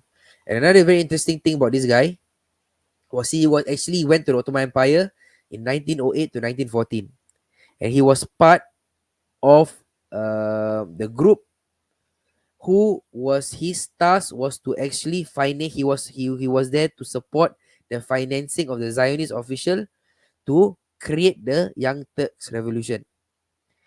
And his job was to make sure that the people in the Muslim areas, or the Jews who were living in the Muslim areas, were supported lah. And he fought with he was part of the military. He was basically a military guy his whole life. He was basically a military guy his whole life, trying to defend Jews and trying to push he's in the violent lah, basically. yeah, he was a violent guy. So wait, I'm gonna go to this whole thing next one. And that makes So Israel a terrorist lah, basically. Before you end yeah, also, I know the story really. Terrorist. so this guy, he was not happy with the Haganah, so he created this new group called the Revisionist Zionism. So the idea of revisionist Zionism is that is territorial maximalism. And what he wanted to do is to control everything until the Jordan River. and the revision insisted upon the Jewish right to sovereign over the whole of Israel, which equates to Palestine and Transjordan, which is the whole thing. And it was a chief ideological competitor to the socialists, which is the Haganah's perspective lah. Haganah you can consider them like moderate lah. They are terrorists but moderate terrorists. This Irgun is the terrorist of the terrorists. So this revisionist Zionism had its own military group called the Irgun, and they created another organization called the Stern Gang, which is also another terrorist group. Both this Irgun and the Stern Gang was responsible for several attacks against the British to try to expel them from Palestine. So, and the very interesting thing is, this guy was the one, is this revisionist Zionism is one of the heavy influences of today's party in Israel called the Likuds. So who is the Likuds? The Likuds party chairperson is none other than Benjamin Netanyahu, the Shaitan. He is the leader of the Likuds party, who is Bibi, the BB. He and the bastard Netanyahu.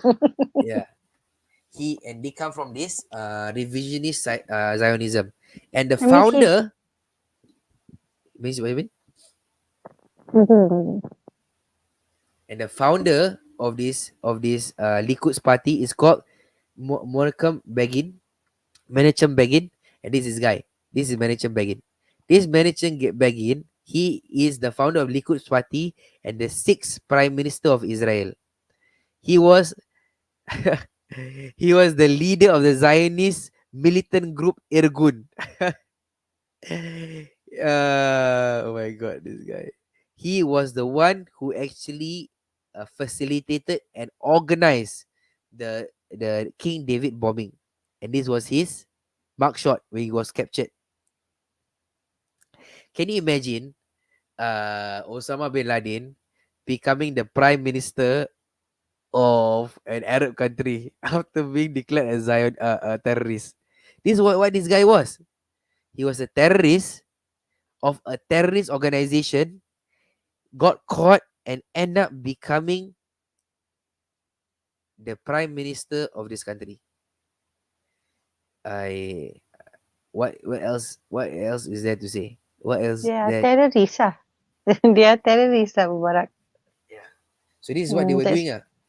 This is what they were doing. They were just that's why terrorizing. they are behaving. Yeah, terrorize. That's why they murder, they kill. Yeah lah, they do atrocities lah. Yeah. They did many things. You guys see this. They bombed the King David Hotel, and then what they did? They killed 91 people.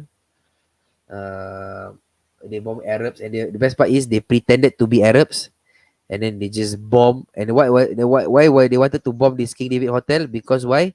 A lot of documents inside the hotel showed that these guys were actually killing British soldiers. And so if you think that's bad, they have another militant group called the Lehi. These guys are crazy. They also organize a lot of terrorist attacks on the people. And these same guys were the people who massacred the infamous situation called the Deir Yassin massacre, where they killed 107 people. And later on, these people became, in 1948, after the government of Israel was formed, these guys became the members of the Israeli Defense Force. And just, yeah. They are So, yeah. their country is made up of like evil people with like evil agendas lah. Yeah. And And no honor in them. yeah. And this guy, the founder of this Lehi terrorist group, also became the prime minister of Israel in 1983. This guy, the seventh prime minister of Israel. Oh my god, they are just they bring the prime minister all terrorist guys. So if you think that there is it, this is I'm just giving you 50 the list of 50 terrorist attacks that these guys did. Look at that. All of these guys. Look at that. Ibrahim started again, Barak. Let's mute him again, this guy. Don't ah.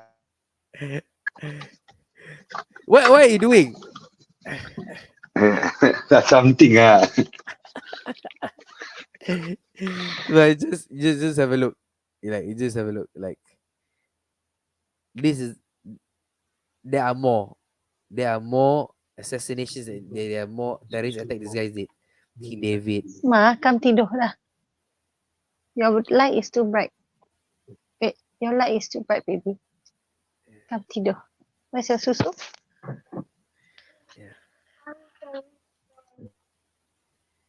So yeah, these guys, the foundation of the entire Israel army. I don't know. This is just 50 terrorist attacks that these guys did before the creation of Israel. Like like what else is there? So yeah, I think we've been on here for like 2 hours. I think we can continue this the next day. But any thoughts and things that you guys want to share before we end? They are crazy, ah. Thanks, They Barak, like for doing your research. Yeah, they are fanatics ah. yeah, another level. Another level of fanatic. Yeah, like I do not know how anyone can defend knowing that this is the origins of the state of Israel. That this is the origin of the state of Israel is that they are founded upon terrorism. So Like they have no right to defend themselves. yeah, like So the ones that are supporting them are the people that actually helped them to do what they did that time lah. Who knew what they did also.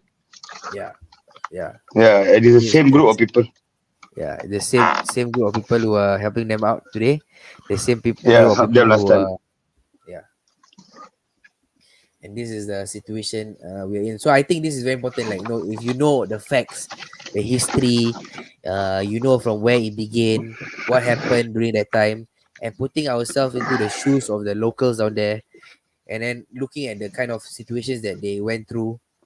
And I think we the next part of this thing will be looking from after 1939 until 1948. There's quite a lot to discuss there as well, to see what happened during that period that led to where we are today. But the most important thing I think that I want to be able to like summarize in this thing that we just did was that to be able to understand why the Palestinian feels the way they felt, like why they were tricked by the British from the very start, and and unfortunately the reason of why we are where we are today is because there were Muslim leaders who betrayed the Muslim community for power, and that's one of the reason of why we are where we are today. And yeah, and hopefully we can continue this on the next one, and then we'll be able Yeah. to discuss again uh, what else led to this conversation, led to where we are today. Anything you want to share, Ibrahim? No, good. All right, guys. Okay, till then, till the next one. Thank you everybody for joining. Assalamualaikum. Salam. Walaikum salam.